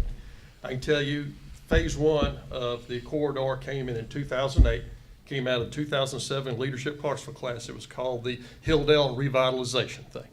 That was one of the things that brought in the new Publix on Madison right there. In 2009, discussions began on phase two, which would go from Madison 76 MLK intersection to the city limits. That passed with the same majorities and the same approvals right there. In 2009 also, the discussions began of going down that 76 corridor. For sundry reasons, issues, and problems, including COVID, here we are 16 years later, we're still trying to get it through. So, but the bottom line is people will cite studies, say, oh, overlays are bad. There's studies that say overlays are good. We have a living experiment with Madison Street. If you've been here for the last 20 years, you know the overlay has done nothing to hinder development on that. You can look at Whataburger went in on 76. They put a Whataburger in on Madison. Publix came in, Lowe's came in. The redevelopment of the old Kmart complex was done under that. And Mr. Milan, who's a local developer, has built plenty of strip malls on out to the city limits out there. So there's no loss of business or money from that aspect. Another aspect that's been brought up by the RPC itself, though, is that the corridor has sort of established itself with its own guidelines. That establishment started in the late 90s and early 2000s. In 2004, the properties along Vaughn Road, both sides, came up for rezoning and for sale. Neighborhood people, including myself, got together with those landowners, and we got restrictions put on the property because we knew eventually development was coming out there. 2004, Mr. Elliott, where the strip mall is across from the Publix, put in the things that you'll find in the Madison Street overlay. 2007, the property the Publix sets on. Same restrictions. We actually added one where there wouldn't be a gas station put in there. Now, that's not in the normal overlay requirements, but there is no gas station there. So the establishment of how that corridor looks started in the late 90s when we started learning about design guidelines, put into restrictions on the property that were put in there, and everything else has followed along since then. Until recently, when we had two restaurants come in, decided not to quite follow the same guidelines on that. So the other thing you're looking at too is we're talking about 18 months, possibly for a new thing. The director talked about the new overlay or new guidelines. I was in on the last committee. I forget how many years it took us to actually get that through between all the discussions, reviews, and other oversights on that. A lot of things can happen in 18 months, as we already see today from things that are being planned. So the thing is, 18 months, if we're looking to incorporate many of the things that are in the overlay, which the director says, they're coming anyway. Why wait 18 months? And as far as workload, this has been around since 2008. This is not new guidelines. The RPC is familiar with all of it. This should not be an issue. So we ask for your support on this. I'll answer any questions you have.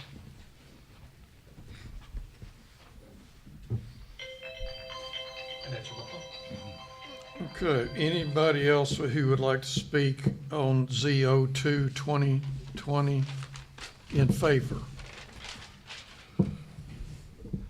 Anybody in favor? Okay. Anybody who would like to speak against ZO2 2020? Good afternoon, Commissioners. I'm Rudy Johnson, 2360 Memorial Drive. Most of you know that I'm an architect here in town. What many of you don't know is that I also have a master's degree in city planning. And this overlay district is not good planning. And there's a reason that your planning commission staff has recommended disapproval for this. And I was on the original Historic Zoning Committee as the architect representative on there. And it started at Mr. Ricconi's office at the end of Madison Street and terminated at Golf Club Lane. And the intent was to protect the historic housing stock along Madison Street primarily. There were other buildings that fell within the restrictions. And then later, because of fears about Publix, you know, it was extended all the way out to the MLK Madison Street over two different times intersection. And now to take it all the way out to the interstate is serving one corridor instead of addressing all the corridors in town equally, singling out one corridor to put restrictions on. And there aren't but 6 or 7 properties that remain vacant along that corridor. One of them is Mr. Tucker, who you're going to address in a bit, his Bent Tree subdivision, and he's against it. I've not spoken to anybody that owns property along that corridor that is in favor of this overlay and the restrictions that could be imposed upon myself included. So, you know, I recommend that you do not extend the historic, and there's nothing historic on MLK Junior Boulevard. So it's a misnomer to think of it as a historic overlay district. You know, it's commercial overlay district. And there's been a lot of opposition to these nationwide. This just being an example of governmental overreach as far as I'm concerned, as far as other property owners along MLK Junior Boulevard are concerned as well. So I'll be glad to answer any questions any of you may have. Thank you, Mr. Johnson. And just, we would like to be treated the same as all the other corridors, you know, and don't pick on this one corridor. You know, if you're gonna address it citywide on all the corridors. You know, that would include Wilma Rudolph, that would include 41A, that would include Warfield Boulevard, and the list goes on and on and on. That ought to be treated the same. As Mr. Tucker said this morning, you know, it should be the same for everybody and shouldn't be different for the MLK Junior corridor versus everybody else. Thanks. Okay, is there anyone else who'd like to speak against this case, Z02? Anyone against? Okay, the public hearing is closed. Just as information, the staff recommendation is no, and our vote a month ago was up for denial as well. It was close, but it was denied. Yes, ma'am. I was going to let you finish. I just wanted to make a few comments beforehand. I'd like to ask for y'all's support on this. I know we're looking at this again. It's the same thing we looked at a month ago, but in regards to comments made today as well as made a month ago, as far as doing this citywide, that was a statement that was given by the Regional Planning Commission a month ago stating that we should look at doing this as part of the redevelopment of the zoning. However, one of the reasons that this is recommended to not do is because of all the growth that has occurred, or all the development that's occurred in the last 4.5 years, when we're coming up on the 5-year mark since this was requested. Waiting another 18 months doesn't seem to me as a reason to support not doing it now. You can still do this now and then still look at doing whatever needed to be done elsewhere throughout the city. Because again, we've already got one coming up here. There are still open areas on 76, as was stated by the speaker in favor, and the comment that I had made. We've still continued to see development occur along Madison Street since the design overlay was put in place. So I'm going to ask again that we support this. Also, like I made the comment that I did speak with Building and Codes, and they did not see that this would be an issue. They can handle whatever is asked of the city council, and that's of course who votes on this in the end, and again, is who requested this originally from the Regional Planning Commission. So I make a motion for approval of the design overlay for extension onto 76. Okay, we've got a motion for approval of case ZO2 2020. Is there a second? I'll second. Second. Okay, we got a motion and a property made second. Oh, yes, sir. Discussion, I'm sorry. Fire away. I'm a little confused. I'm reading what it says here, response to city council request to extend the Madison Street. So the city council, this had gone before the city council and it came back here and city council was requesting us to look at it again. No. I'll be happy to answer that, Mr. Chairman. Early 2020, just before COVID started, the city council passed a resolution to direct the Regional Planning Commission to study and return an ordinance looking at an MLK overlay. And that passed city council. It was a mixed vote, but it did pass city council. I think you might have been on there at the time as well. And another one of our members here too. So we got that. We were going to start doing some public outreach. We had letters ready to go, and then COVID hit. That threw us for almost a 2-year loop. We also had the comprehensive plan going, and I will take full responsibility for this sitting on the shelf longer than it should have. We should have been able to pick this up after things subsided and the comprehensive plan was winding down, but I can't go back and change that. Here we are now. We are returning back what the city council has asked us to do from early 2020, and it'll be up to them. We have returned an ordinance that can be adopted. We're not just because we're saying no. We've done the work. There's a legally adopted ordinance that does meet the intent of what the city council has asked for. We're just, as I said in the staff report, saying it's just not the time. But that's how we got to today, Mr. Patterson. But it looks like I said, the city council could overrule us anyway, with that. And they have. And Mr. Chairman, I'm gonna apologize. If I'm out of order sometime, if I'm asking for questions after the second, tell me right now if I'm not supposed to, after a motion been made in a second. You're okay. You're And okay. don't want to make you mad. All right, thank you.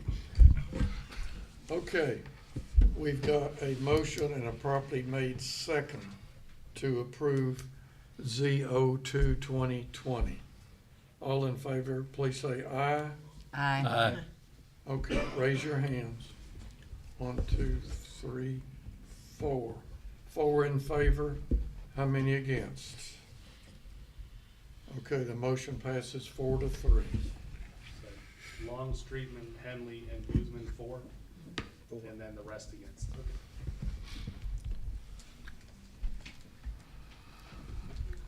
Chairman, can I ask a question? Yes, ma'am.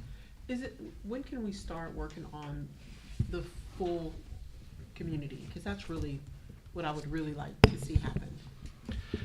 Sure, that's a great question, and if I could have 1 minute here, Mr. Chairman. We are under contract with Housel Levine. We've had 2 meetings with staff and them over the phone to set up a meeting. November 21st at Civic Hall will be our kickoff public session to get initial reactions. Now, a lot of our zoning updates will be fueled by the comprehensive plans guidance and what we've already heard from the community. Just because we heard of it 18 months ago or a year ago when we were doing some of the other outreach doesn't mean it's outdated yet. But we do need to refine some of what we've heard, especially when it comes to parking, landscaping, types of uses, et cetera. We're also going to have some small groups. We are getting those assembled right now. So the consultant will meet with small groups of local builders, engineers, architects, construction companies to get their individual, more about how does the process work, what are the more minutia. Not to say that the average homeowner doesn't know about setbacks on a commercial building, but the ones who build those buildings have their own opinions about it, and we need to hear that. So that's where we'll start this November. We want to get the public outreach done before Thanksgiving, because we know after Thanksgiving, you're not gonna get much participation till after New Year's. So we don't want to lose 3 months in there of November, December, and early January. So we'll get the public hearing out of the way, hear what we heard, and then we'll work on it through January. We'll have multiple other public hearings along the way, multiple small groups. And the way we have it laid out with our consultant is we're gonna work on different chunks of chapters at a time: parking, signage, landscaping, so that we can kind of keep on topic. In the end, we will return an entire ordinance to replace the current ordinance. A lot of it will be the same. Some of it's gonna look different. I anticipate it'll be a lot more visual and a lot more easy to understand, and potentially shorter. So you don't have to kind of jump from page to page and around from chapter 3 to 5 to 7 to find out what you need to do. So in a nutshell, that's what we're doing, but that is our big project for the next 18 months to 2 years. I know that in our last meeting, we talked about that each area are a little bit different, but we can tailor our plan so that it fits each area correctly. Am I correct in that? We are gonna explore what options fit Clarksville at best, and don't forget, we're also doing this for the county, so we have to Yes. take, theirs will be a little different because of what you can do in a city and a county, but we can take this in different ways. Some may consider that the signage regulations in Madison Street should be considered citywide. Others have different opinions. We're gonna step through that with the different folks who it affects most and the public opinion as well. Okay, thank you. Good luck to you with the different folks, and the thing that hit me, like Mr. Johnson mentioned, that, we've got the historical group that's downtown, and there's nothing except the Trail of Tears, I guess it is, out on from the interstate to the Madison Street intersection. There is no historical thing out there. Good luck. 5-minute break. Okay. What Ms. Scriven has? Yes, ma'am. Mine's kind of just going to be in the same line with just what we were discussing. I hope one thing we will consider, and I think we've talked about this before, is so that you have the similar zoning with the county and with the city. So when it's zoned one way and then annexed in, it's already matching what the zoning is with the city, whereas there's, some differences in some instances. That's gonna come with any kind of merger.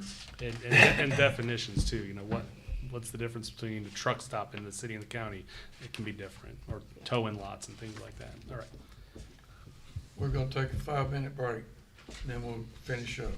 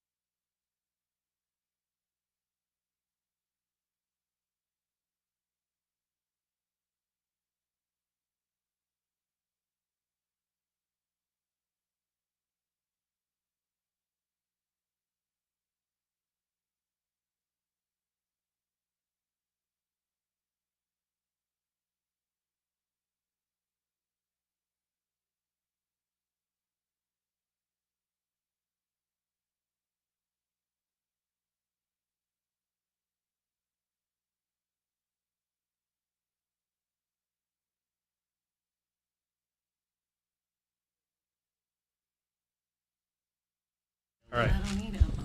All right, Commissioners, we'll go to the subdivision portion of your agenda on page 4.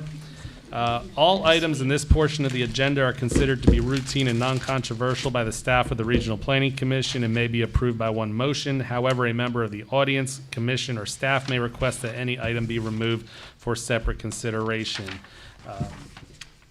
Mr. Parker, would you read the cases into the record, and then I'll see who needs to pull any of these cases. Thank you, Mr. Tyndall. Commissioners, our first subdivision case is case number S71, 2024. The applicant is Richard Tucker. It's a request for Bent Tree Preliminary Plat Subdivision, approximately 20.7 acres within the city. It's Zone C5. Recommendation is for preliminary plat approval, subject to the 4 conditions listed. Case number S73. The applicant is CJM Properties, LLC. The request is for subdivision 125 Sango Drive, preliminary plat. Property is 19.18 acres, Zone C5 within the UGB. The staff recommendation is for preliminary plat approval, subject to the 4 conditions listed. And finally, case number S74 is the applicant's Ross Farms Development LLC, Ross Farms Section 1B, Lot 113 replat, 1.01 acres, zoned ag within the city. Recommendation is for approval with no conditions. Do any commissioners need to consider any of these separately? S71, please. 71 Bent Tree, sure. Anyone from the public need to consider any of these applications separately? Did you have another one? I just need to register an abstention on S73. We got you. Sorry. Okay, anybody for or against these 3 cases? No. We're pulling 71 Correct. off. Just S73 and S74 will be 73 on and the consent 74. agenda. Okay, let's go ahead and get 73 and 74 out of the way on the consent agenda. Somebody make a motion. So moved. Second. Got a motion and property made second. All in favor, aye. Aye. All opposed, like sign. And we've got the noted abstention on 73. All right, Mr. Chairman, Mr. Parker will present S71 in detail and will conduct a public hearing. Thank you, Mr. Tyndall. Again, case number S71 is Bent Tree Subdivision. The property is located south of and adjacent to the intersection of Anderson Drive and Highway 76, west of and adjacent to Jones Road. If you want to go to page 3 in your packet, you'll see the aerial overview of the site. The following 2 pages show the proposed preliminary plans, one including the proposed improvements and one with the topography and proposed utilities. Going back to the subdivision report, the recommendation is for preliminary plat approval subject to the 4 conditions. Those conditions being, number 1, approval from the Clarksville Street Department to include roadway improvements, grading, water quality, and driveway access locations to the public right-of-way. Approval of all utility plans by the city engineer's office or utility district official. Number 3, intersection improvement plans should be submitted for review and approval to Clarksville Street Department and Tennessee Department of Transportation. Finally, number 4, approval from the Regional Planning Commission of all street names. If there's any questions for the staff, I'll be happy to try and answer those. Otherwise, we do need a hearing. Thank you. Okay, we're gonna have a public. Did you want to ask her first or the public hearing first? Do the commissioners have any questions? Okay, any commissioners with questions before we have a public hearing? Stacy, you were full of it today. Well, thank you. I appreciate that. Just trying to do my job. My question, because again, this one is in my ward, and I did have questions from individuals in my ward asking in regards to the do we have any idea what is planned for these lots? These are Zone C5, and there is no plan right now. I do know the engineer will be here to present, and maybe they can enlighten us a little more on their Okay. plans. And then for the connection to 76, I know one of the things noted on here is TDOT's, I saw it on here, I apologize, TDOT has to approve. Intersection improvement plans should be submitted for review and approval to the street department and TDOT. Am I overlooking it? Do we know for sure that TDOT is going to approve that connection? So in a case like this, the Tennessee Department of Transportation will defer to the local organization, which in this case is the street department. They obviously have to follow TDOT's manual, but the street department will administer whether they believe this is an appropriate connection or not. The street department has said this is the place for a connection because it is at the existing intersection with a signal. It will require some signal modifications and turning lanes, but it can accommodate this road. That, and I did explain that to one of the individuals in the ward that that is something that has changed since the last time we looked at doing anything here. And then in regards to Jones Road, there's going to be a connection there as well. And will there be improvements along Jones Road to accommodate the additional traffic that would be put onto Jones Road coming through here? We did not get a new traffic study, and they're not showing any improvements on Jones So Road. the street department did not request any additional improvements to Jones Road except at the connection noted there. Okay, thank you. Those are my questions. Okay, we're gonna have a public hearing on S-71 2024. Anyone here wants to speak on behalf of this subdivision?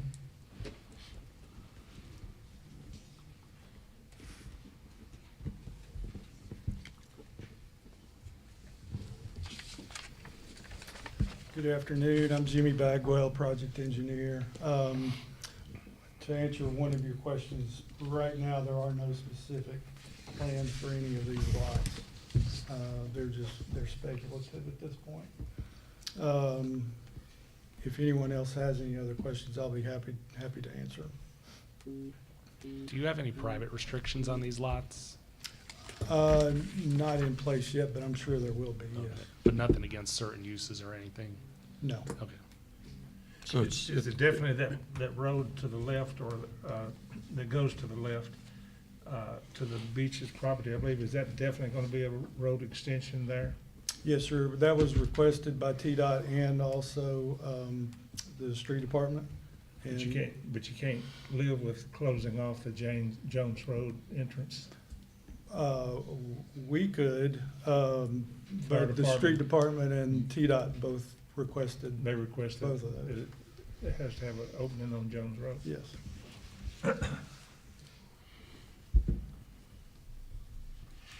Thank you, Mr. Bagwell. Is there anybody else that wants to speak about S-71?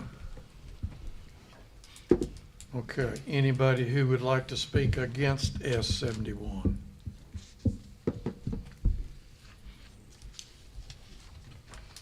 Yes, sir. Afternoon, Curtis Scott, 490 Jones Road. I've been living over here for about 15 years now. About 15 years, and I pretty much know everybody from Jones Road to Fire Station Road in that entire neighborhood.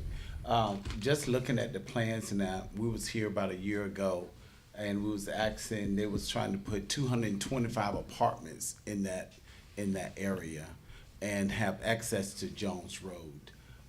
If you come over there and look at Trial Springs Road right now, the traffic is horrendous. I did video of it. I do drones and all that stuff. I did video of it.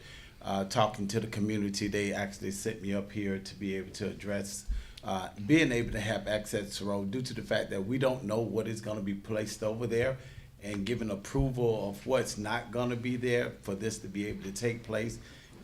Nobody's saying that is they can't put another 150 apartments there for people to be able to have access to Jones Road, because at that time they wasn't able to give access to MLK because that wasn't a light there at the time, because they put that light there because of Memorial Extension, because of that there. So I think before you make any decision, we should know what is going to be taking place over there, because trying to have people come out onto Jones Road and Trial Spring meeting up there, and if none of you don't live there, you should take the time between 3 and 6 to be able to drive over there on MLK, and from 6 to 9 a.m. in the morning to see the backup in traffic because of all the apartment complexes and the duplexes that they have put right there at the beginning of Trial Springs over there where Mary Garden Center was, and they're about to build more apartments right there because Merritt Garden Center just sold. Talking to the gentleman, they're about to put another 50 or 60 more apartments right there where Merritt Garden Center. So traffic over there is really, really bad. So before you make a decision, I don't know, somebody should, all of you should go over there and actually take a look at that. Mr. Scott, our information is on C5, and there are gonna be 7 lots. Yeah, but what's on the 7 lots? Well, you don't put apartments in C5. Well, they was what? This is currently zoned for commercial uses. Yeah. Yes, I know. I think a year ago, what you were referencing was there was a zoning application that came in requesting a portion to be rezoned to R4. And I believe it was either denied or withdrawn. I don't remember. It was denied, and then it was put in again, then it was withdrawn. Yes, but it has remained as commercial, all 20 acres. Okay. So no apartments at this time unless they attempt to rezone again. And if you got notice about this, you'd definitely get notice about that as well. Okay, I'll be back. Thank you. Thank you, sir. Thanks, Stacy. You're welcome, sir. Anyone else who'd like to speak against S71? Okay, public hearing is closed. Commissioners? Does Jimmy want a rebuttal? Jimmy? Okay. Commissioners? Motion for approval. Second. All right, we got a motion and a properly made second. All in favor, aye. Aye. All opposed, like sign. Bye. Can we start with who was the second? It's 4-3. I was the second. Henley second, okay. And the fours, please raise your hand. 1, 2, 3, and 4. That's what I thought. Okay, 4-3, Mr. Chairman.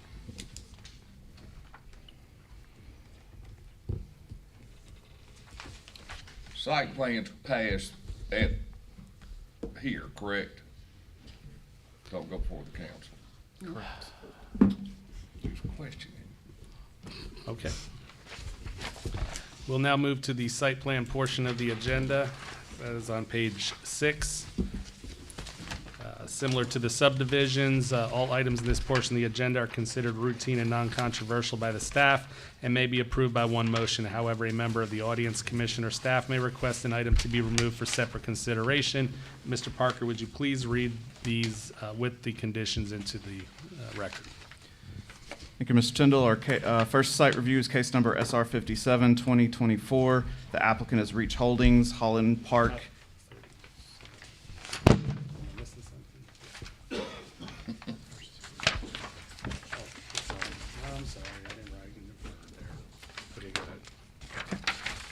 Case SR 57, 2024. Applicant is Reach Holdings. The name of the site is Holland Park. Its restaurant and retail is proposed.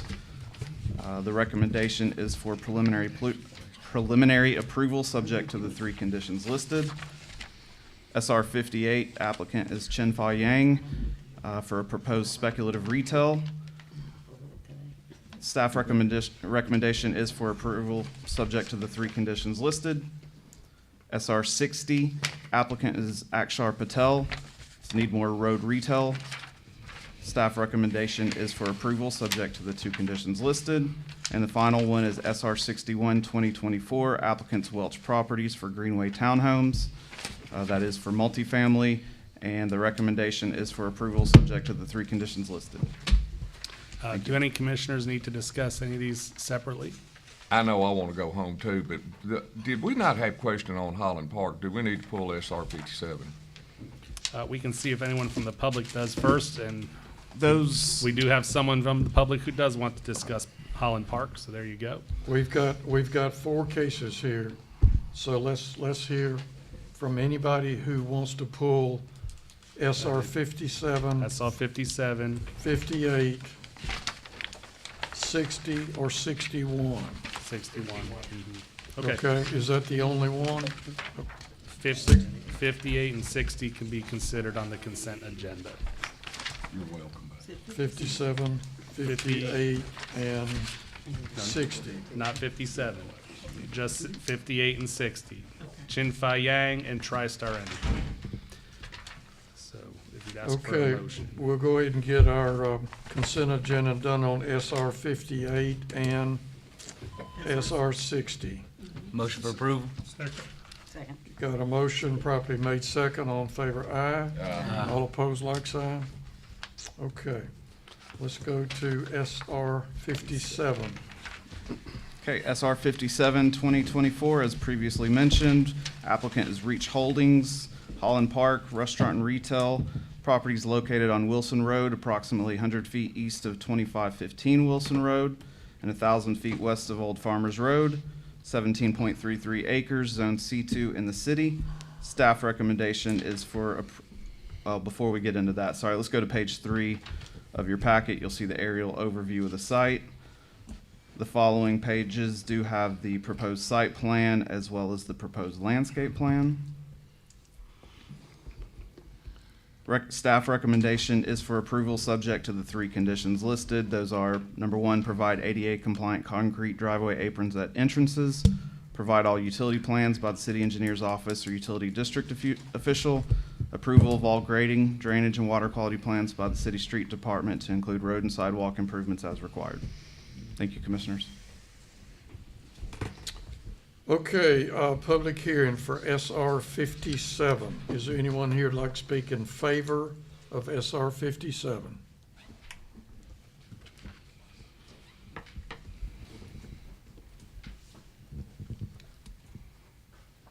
Hello, everybody. I'm Paul Kirkberg, and I am the developer. And anybody that has any questions, I will be back there and I can answer any questions. Because I'm full of it today, apparently.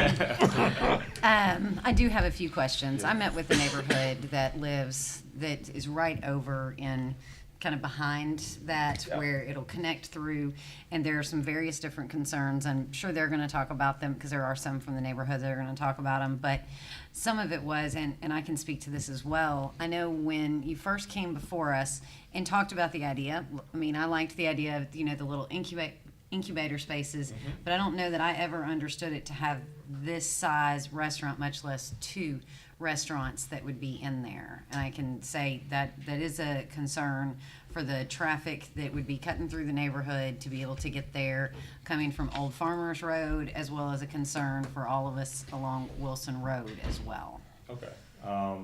Well, what do you want me to answer first? You pick. I've still got more. So the idea was to do a modern village, and most villages that I know have a restaurant, and this was designed as a standalone restaurant to serve not only Holland Park but also, yes, all of Sango. From my perspective as a developer, I have to listen to the market, and Sango is unhappy with 98% of the restaurants. And so if you want a nice restaurant at Sango, you have to have a nice building that is appropriately sized for the restaurant. So, pardon me for trying to put a decent restaurant in our neighborhood. The second one, the coffee shop, is not going to be a restaurant. It is going to be a strictly coffee shop with a warming kitchen, and probably, and what we hope our lessee does is baked goods too. I can't speak to what they're going to bring in, but we do have a lease on that particular part of the development right now. So I don't want to ruffle any feathers with the restaurant. However, that was the intent from the get-go, to do the incubator retail around a park-like center and the restaurant. What kind of seating capacity do you anticipate the restaurant having? I believe right now we're around 150 to 200. That's definitely a good size restaurant. Also, in regard to, I know it's not kind of what we're voting on here today, but what about the area in back where you're talking about the apartments? Is that still potentially planned on being the townhomes that would be for sale? Probably around 60, 59, 60 townhomes and 60 flats is what we're shooting for. That they would all be for purchase. It's not Partially to purchase, partially to hold. Okay, and then just as a request, one of the requests I received from the neighbors, two of the requests, one was anything that could be done to avoid any light pollution over into their area. Yeah. And then also a lot of them, they get out and walk, they have small animals, dogs, that type of thing. Although it does appear that you have a nice landscape buffer in between the area, and that is appreciated. If you would also maybe consider some fencing along there just to kind of prevent any of their animals from getting through to the other side, seeing the excitement of things going on, and just to continue to keep themselves secluded from everything. Yeah, we haven't had any discussion about a fence yet.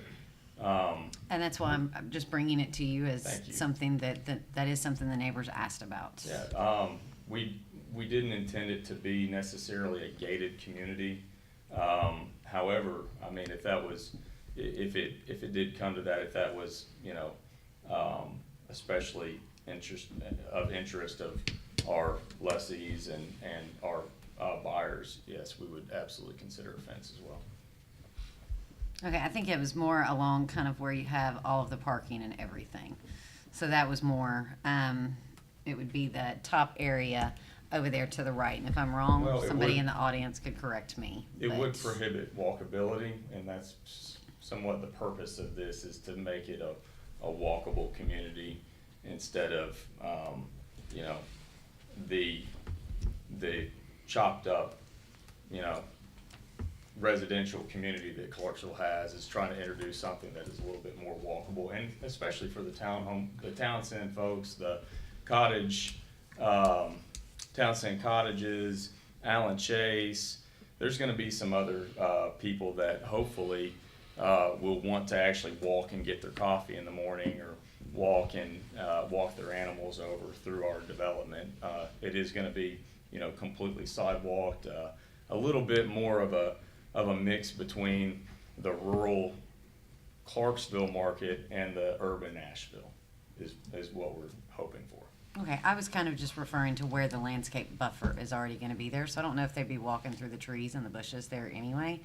But again, I carried forward the request as I said I would do, and I just asked that if you consider it. so. Absolutely, absolutely. Anyone else?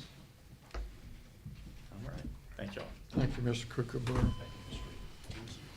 Anyone else who'd like to speak about SR 57? Okay, anyone who is against SR 57? Good afternoon. My name is Mike Toohey. I live at 2567 Wilson Road and share about 30 feet of my property line with this proposed development. I have an undergraduate degree in architecture where urban planning was a core portion of the core curriculum. So I have a good understanding of what the developer is trying to do. However, I do have some concerns here. I am not opposed to growth and expansion. However, these concerns that this proposed development, as it is currently site planned, bring me a lot of discomfort. As Ms. Stacy has already stated, light pollution. You're going to have a restaurant. I doubt you're going to want to turn those lights out at night in the parking lot. That's right next to my property. I don't want those lights coming in at night. I like to enjoy being able to look up at the sky and not have blaring lights coming through my property. That's one. Two, the mixed use of the land to bring commercial shopping and restaurants could potentially bring significant traffic to Wilson Road to include commercial semi and truck traffic that I believe the road is not designed to handle. A review of the site plan shows that all traffic will utilize Wilson Road at this time. The road is barely wide enough for 2 regular pickup trucks to pass without the mirrors hitting. The majority of the road has steep drop-offs into the ditch on both sides, making passing of large vehicles dangerous. Further, the east end of the road, where it intersects with Old Farmers, is a very acute turn that would be a challenge for semis and large commercial vehicles. Additionally, at the west end of the road, where it intersects with Madison Street, it also has a very acute turn and would pose similar challenges. Since the completion of the Clarksville Elite Gymnastics Center, the traffic has already increased significantly down Wilson Road, as many people use that as opposed to Madison, because the team members are dropped off at the back of Clarksville Elite and not at the front. With this increased traffic, I would like to request that a comprehensive traffic study is performed before voting on this measure, so that everyone can see what these challenges are and how the solution to them may impact landowners on Wilson Road. Secondly, I would like to point out that the completion of this project should not be the trigger for infrastructure improvements. If the street cannot handle the increase in traffic, then this should be addressed before the project is approved. Any questions? Thank you very much for your time. Thank you, sir. Okay, anyone else who would like to speak against SR 57? Okay, the public hearing is closed. Yeah, Mr. Krukenberg, would you like to come up and respond to any of the points that were made? Just one, the traffic study has been completed. Is that a public record? Can I get a copy of Yeah, it? you can request that. Thank you. Okay, commissioners, we're back in the regular session. Motion for approval. Second. Got a motion and a properly made second. All in favor, aye. Aye. All opposed, like sign. Okay. We have one no, one, two. Who was the no? Stacy. That was no. All right, SR 61. Okay, thank you, Commissioners. Our final site review case of the day is the SR 61 2024. The applicant is Welch Properties. Name of the site is Greenway Townhomes at 490 Ringgold Road, approximately 6.66 acres. 40 units are proposed. R4 is the zoning within the city. The staff, I'll just go on to page 19 of the packet. You'll see the aerial overview of the site. I will point out adjacent or on a portion of this parcel is anticipated greenway extension. The following page, you will see the proposed site plan that has been submitted, and the following page after that has the landscape plan. Back up to your staff report. The staff recommendation is for approval, subject to the 3 conditions listed. Those are approval of all utility plans by the city's office or utility district official, approval of all grading, drainage, and water quality plans by the city street department to include road and sidewalk improvements as required, and finally, plat approval. Thank you, Commissioners. We're back in the public hearing, this being for site review 61 2024. Anyone here would like to speak regarding that? In favor? Cal McKay, 1545 Madison Street. We're the engineers for the project. Meets all the zoning requirements. I'm not sure what the zoning history was on it, but it's zoned R4, I believe, for, well, we didn't get it zoned R4, but 40 units, less than the 106, I think, that are allowed under R4. They are in negotiations with the city about 3 acres for the proposed greenway. I'll answer any questions y'all have. Thank you, Mr. McKay. Anyone else like to speak in favor of SR 61? Anyone against SR 61? Yes, sir. Hello again, Mike McLaughlin, 563 Brentwood Circle. I'm the property just on the very right side of that map, along Ringgold Road. I would like to ask, we have an election next week, and currently our current Ward 3 city councilman doesn't live in the ward anymore. I'd like to request that we defer this until after the election so we have proper city council representation in the city council when this matter would come up. Just don't go to city council. This doesn't go to city council? No. Well, we don't have representation for this, and I just, as I spoke before on the other matter along Ringgold Road, there's too much traffic. Wallace Red. Say again? Wallace Red was your council member? No. No. Dewan Little. Dewan Little. Yes. When did he leave? Well, he doesn't live in the ward anymore, so he Oh. can't run. He's not running for reelection. There's a current election there'll be a new council member in January. But Yes. to just, and I'll give your time back, to reiterate what was said, site plans, subdivisions, the only thing that goes to city council is the zoning cases. Okay. Site plans and subdivisions are discussed and voted on here. That's been delegated as our responsibility. Okay, well, then I would ask you to please, as I said before, and I've come to you with every thing, there's townhome apartments directly across the street from me on the north end of Ringgold. They've just put in 30 houses right across the street from where this development is going. That used to be a 5-acre plot. Ringgold Estates is still expanding, as you guys just approved that extension for more townhomes there. That area is becoming very congested. Ringgold Road cannot handle that kind of traffic. There's no sidewalks.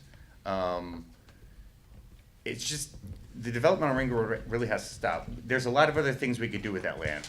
And my wife would like to talk about that, so I would like to defer to her because she is against this too. Thank you.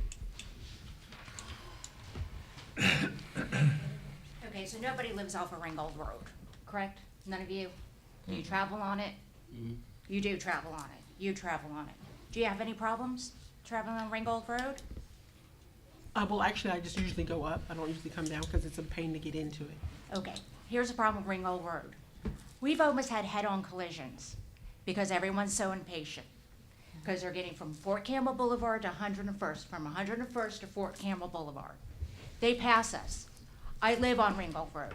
I know there are pedestrians, I know there are animals, I know there are kids on bikes. I go 30 miles per hour. And for that, I am passed constantly on a yellow line. We've brought up to officers, as we've had many accidents right in front of their development, and they say, we don't have the manpower. So as you sit here and keep approving all these subdivisions and all these townhouses, Clarksville does not have the police department, the fire department, or emergency personnel to keep up with this. Do any of you know how long Ringgold Road is? Anybody? How long is it? 4 miles. 1.9. This stretch of road is 1.9 miles. That's it. How many houses are off of Ringgold Road? How many rental units are off of Ringgold Road? You guys should know. I don't know. I don't have to plan. You guys are planning, you're approving, and you can't tell me basics. How many rental units are there? How many homes are there? How many buses go to Ringgold Elementary School a day? How many come out of Ringgold Elementary School a day? How many times do I have to almost get hit before somebody listens to me?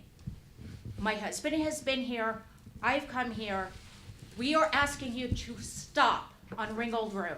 This is the last piece of it, the last piece of Ringgold Road. And you just want to destroy that. We could have a dog park. We could have a park for children. We could have a green space. We do not need another townhouse community, another apartment complex. And until you can answer those questions for me, how many houses are off of Ringgold Road? How many rental units are off of Ringgold Road? You should not be voting to approve more housing on Ringgold Road.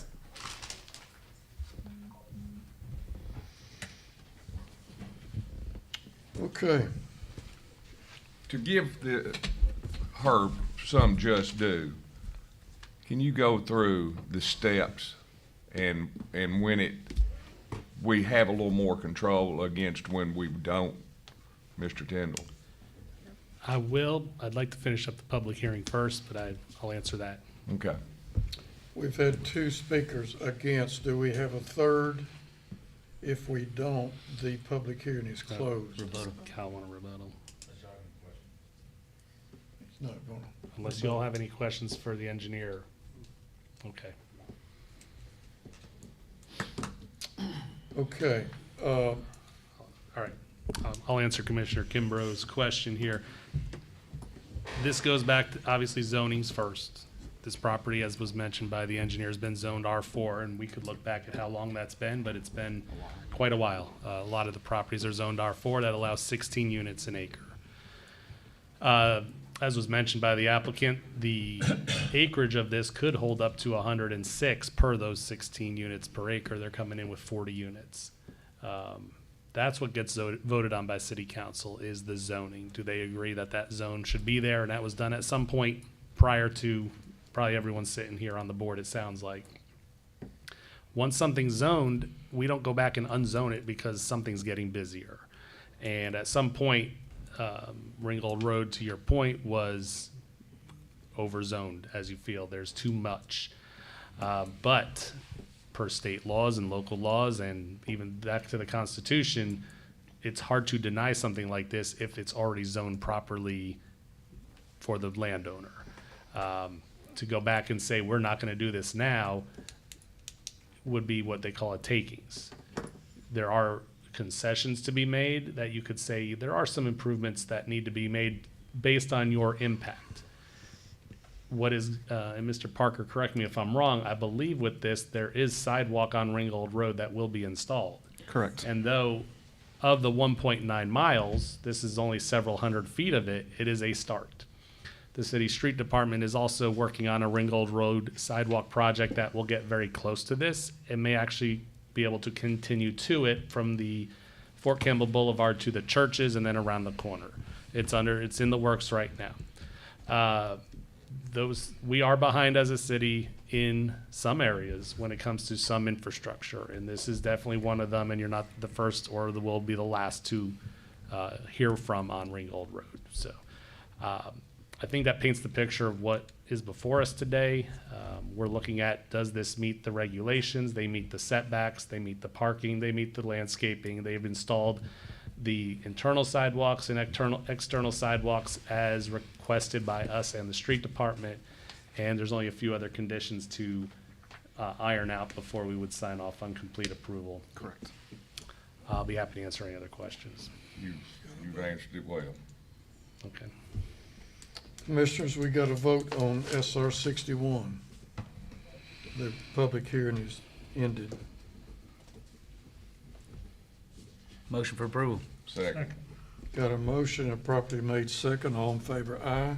Aye. All opposed, like sign.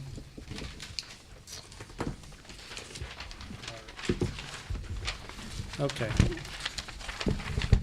We've got 2 more cases today. They're both abandonments in the county. The county highway supervisor is not here, but I would suggest that we do need to conduct the public hearing, and if there are questions, we may need to defer this to have them here for the meeting, but will you just read A? We'll do them individually. Even though they're on the same basic parcel, we're gonna do these individually because they're both a little different from each other. So we'll do the first. Mr. Parker, please read AB4. All right, case AB4 2024, that is an abandonment of right-of-way. The applicant's Montgomery County Highway Department. Right-of-way abandonment of a portion of Underwood Road. It's approximately 0.52 miles. You're going to go to page 3. You'll see the aerial overview of the site. The following page 4 has a letter provided by Mr. Bryant, the highway supervisor. Staff recommendation is for approval, and if there's any questions, we'll try and answer those. And I'll remind the commissioners that the process is different in the city versus the county. In a city, someone would apply to the planning commission. We run it through all the departments. We make a recommendation. We bring it to you, then bring it to city council. In the county, you have to start with the county highway supervisor. He is supposed to conduct his research of contacting the other departments, then turns it all over to us for a planning commission staff recommendation, then for your recommendation, and we would then bring it to county commission. So slightly different process, but this one did originate and is a request of the county highway supervisor, not a citizen. All right, we'll need a public hearing. One or both. We're just doing 4 right now. Okay, a public hearing for abandonment project number 4, 2024. Partial right-of-way abandonment of Underwood Road. Anyone here like to speak in favor of that abandonment? Anybody here from the street, from the road department? Okay. Anyone like to speak against this abandonment case? Yeah, it's just a verdict. That's what we're trying to do.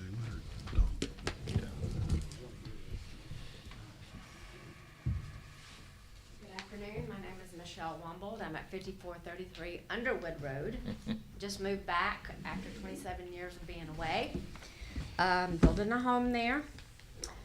I have a lot of questions for Mr. Bryant as he cannot answer anything that we've asked him. So I would like more questions on why all of a sudden the need for abandonment, which he's never maintained to begin with in the 25 years my parents have been there. I just need a lot of questions. We have dust, we have commercial business being ran on residential area, and I just need to know why. Why now? I just want to make sure that we're all on the same page here. This is only the last half mile of okay. My house is right up there. I got you. I just want to make sure you know it's not all of the road. I do, yes, okay, I do. Thank you. Has Mr. Bryant contacted you? His Mr. assistant. Morris? Yeah. Yes. Yeah. He has been in came and contact. informed us that that's what they were doing. Okay. He spoke to my father. My husband and I have yet to talk to Mr. Bryant. Okay. So, we're building a home at 3001 Underwood.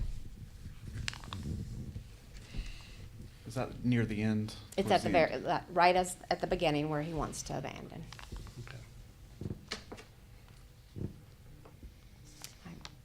Any other questions? I appreciate your time and consideration.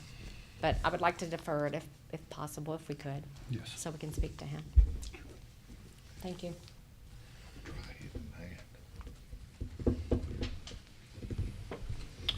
Anyone else would like to speak against AB 4, 2024? If there's not, we'll close the public hearing. Make a motion for deferral. Second.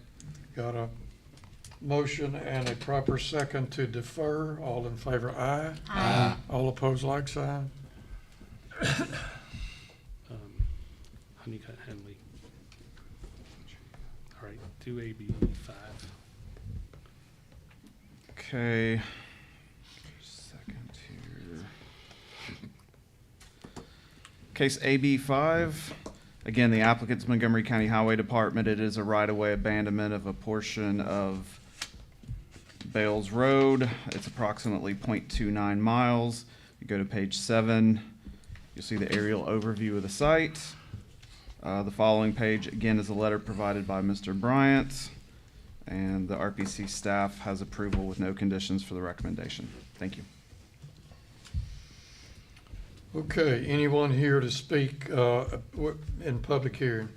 AB 5, 2024. Anyone here would like to talk in favor of that particular case? Anyone who would like to speak against this particular case? Public hearing is closed. We're back into regular session. Move for approval, Mr. Chairman. Second. Got a motion, a property made second. All in favor, aye. Aye. All opposed, like sign.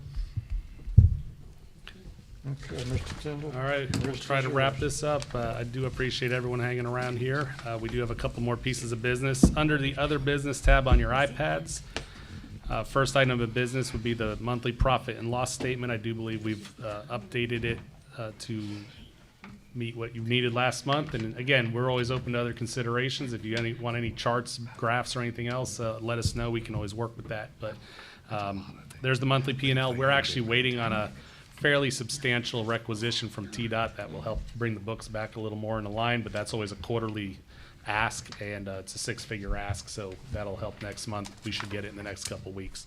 I'll be happy to answer any other questions. Need a motion. Motion for approval. Second. Got a motion properly made second. All in favor, aye. Aye. All opposed, like sign. Second item is the 2025 calendar, which does include our late December dates. Staff has gone through this. It has all our dates out through November of next year. We did receive the city and county calendars. Even though they've not approved them, they've already preliminarily given us their dates.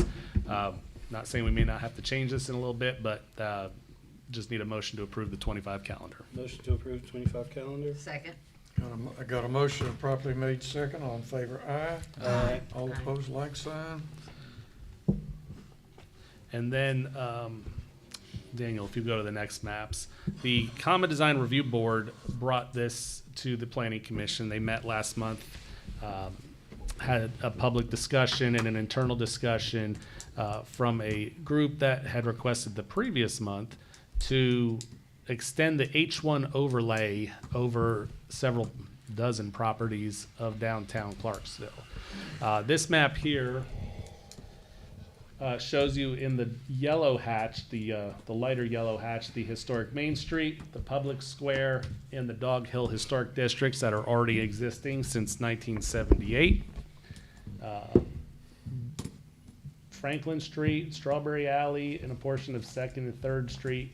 These properties have never been part of the H1 overlay of Clarksville. The Common Design Review Board was given 3 different options. We put together 3 different groups of properties and said group A, B, or C. A was the smallest group, which included just Franklin Street, Public Square, the County Courthouse, and the Customs House Museum.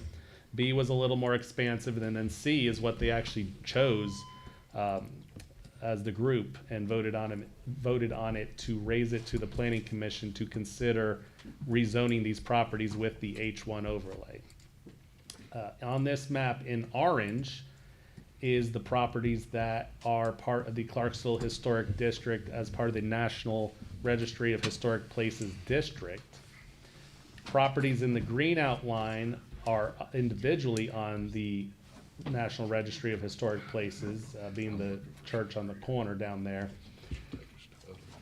In the brighter yellow, those individual properties, which is the mailroom, the Royal York, and I forget the other building over there.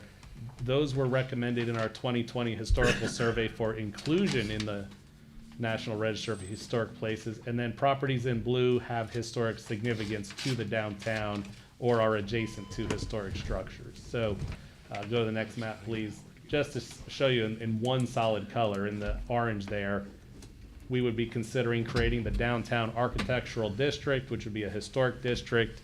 And the big change here is that instead of being under the purview of the Common Design Review Board, it's under the 7-member Regional Historic Zoning Commission instead of the 11-member Common Design Review Board. The rules are very much the same. The appeals process is slightly different, and it's really about recognizing that these properties are part of our historical downtown.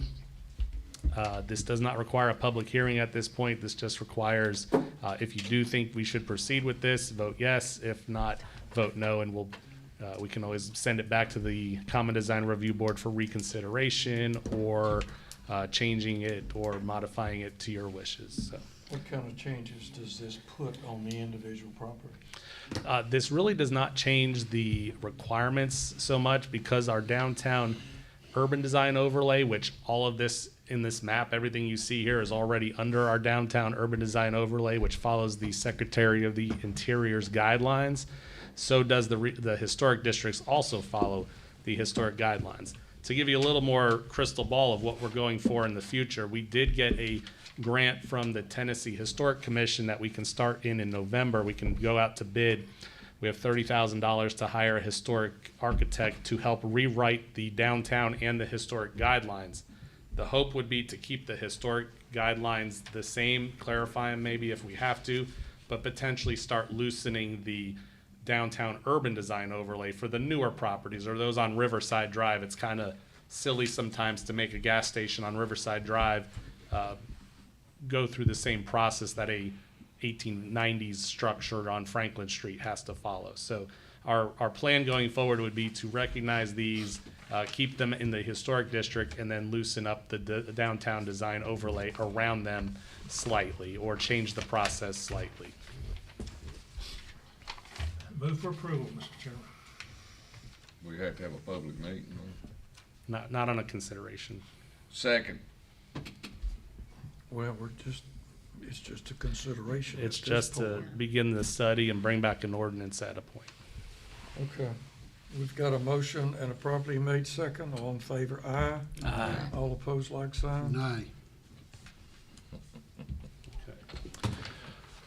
And then the final item before you today, we provided you a red line copy at the informal meeting, and you should have both copies in your tablet today, the final version of the updated purchasing procedure. Two big things there. We don't keep petty cash anymore, so we've eliminated that section of the purchasing procedure, and then we just raised the minimums for different types of bids to meet the state standards as they've raised them over the years. We haven't updated this since the late 90s, and we were a couple issues behind, so it allows us to bid things a little differently up to certain amounts of money. So I just ask you to approve the updated purchasing policy.